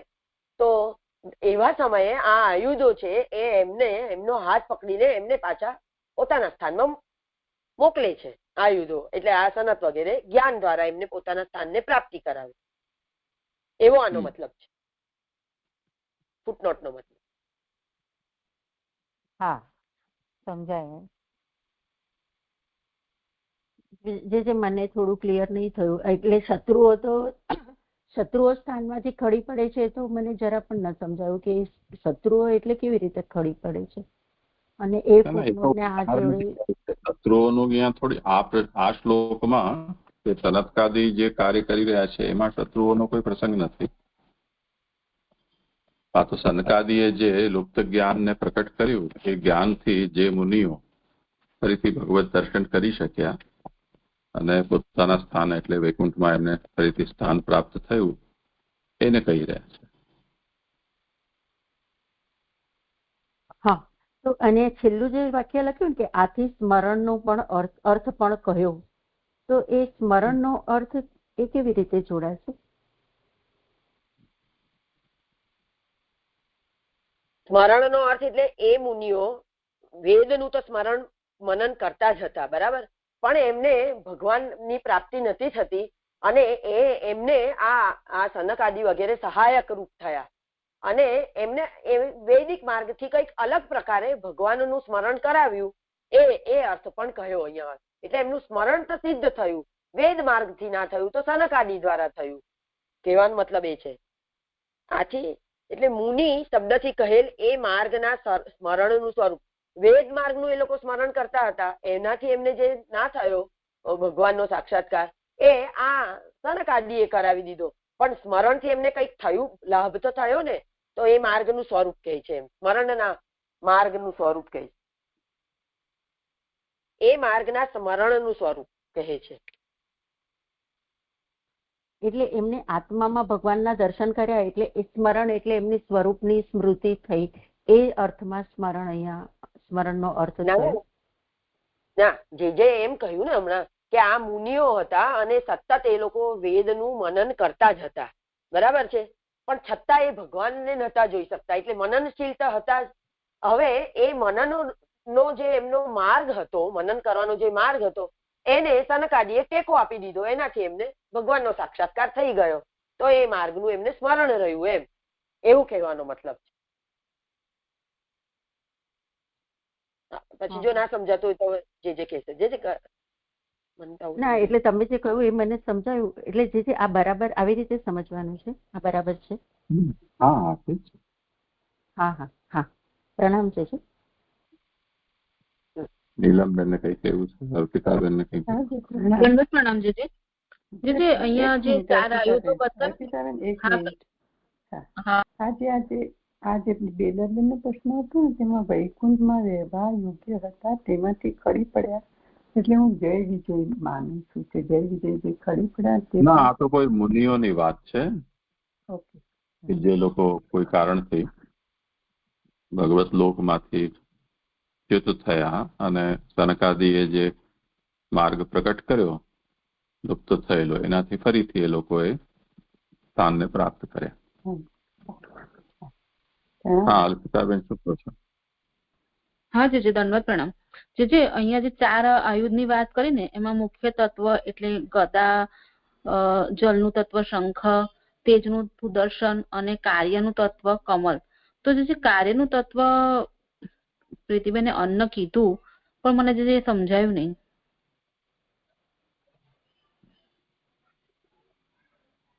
હા, કરો. એટલે અન્નથી જ તો બધું થાય છે ને, ભલે મુખ્ય આસન રૂપ પ્રાણ હોય કે જીવ હોય કે જલ હોય કે કશું પણ હોય, પણ તમારે અન્ન ના હોય તો કેટલા સમય સુધી માણસ ટકી શકે? તો એ કાર્ય છે, અન્ન એ કાર્ય છે. તો એવી રીતે મને સમજ, કાર્યનું તત્વ કમલ છે એટલે અન્ન, તો અન્નથી કાર્ય થાય છે ને, એટલા માટે જીવ સૃષ્ટિ ચાલે છે નથી, અન્નથી તો ચાલે છે, એટલા માટે અન્નથી કાર્ય એમ કહ્યું છે. સમજાયું છે. અને જે આ જે વાક્ય છે કે મારું હૃદય તપ છે, તો એ જે ગીતાજીનું વાક્ય છે ભાગવત 2:9-22. હા જી પ્રણામ. સારું, આજે અહીંયા સમય થયો છે.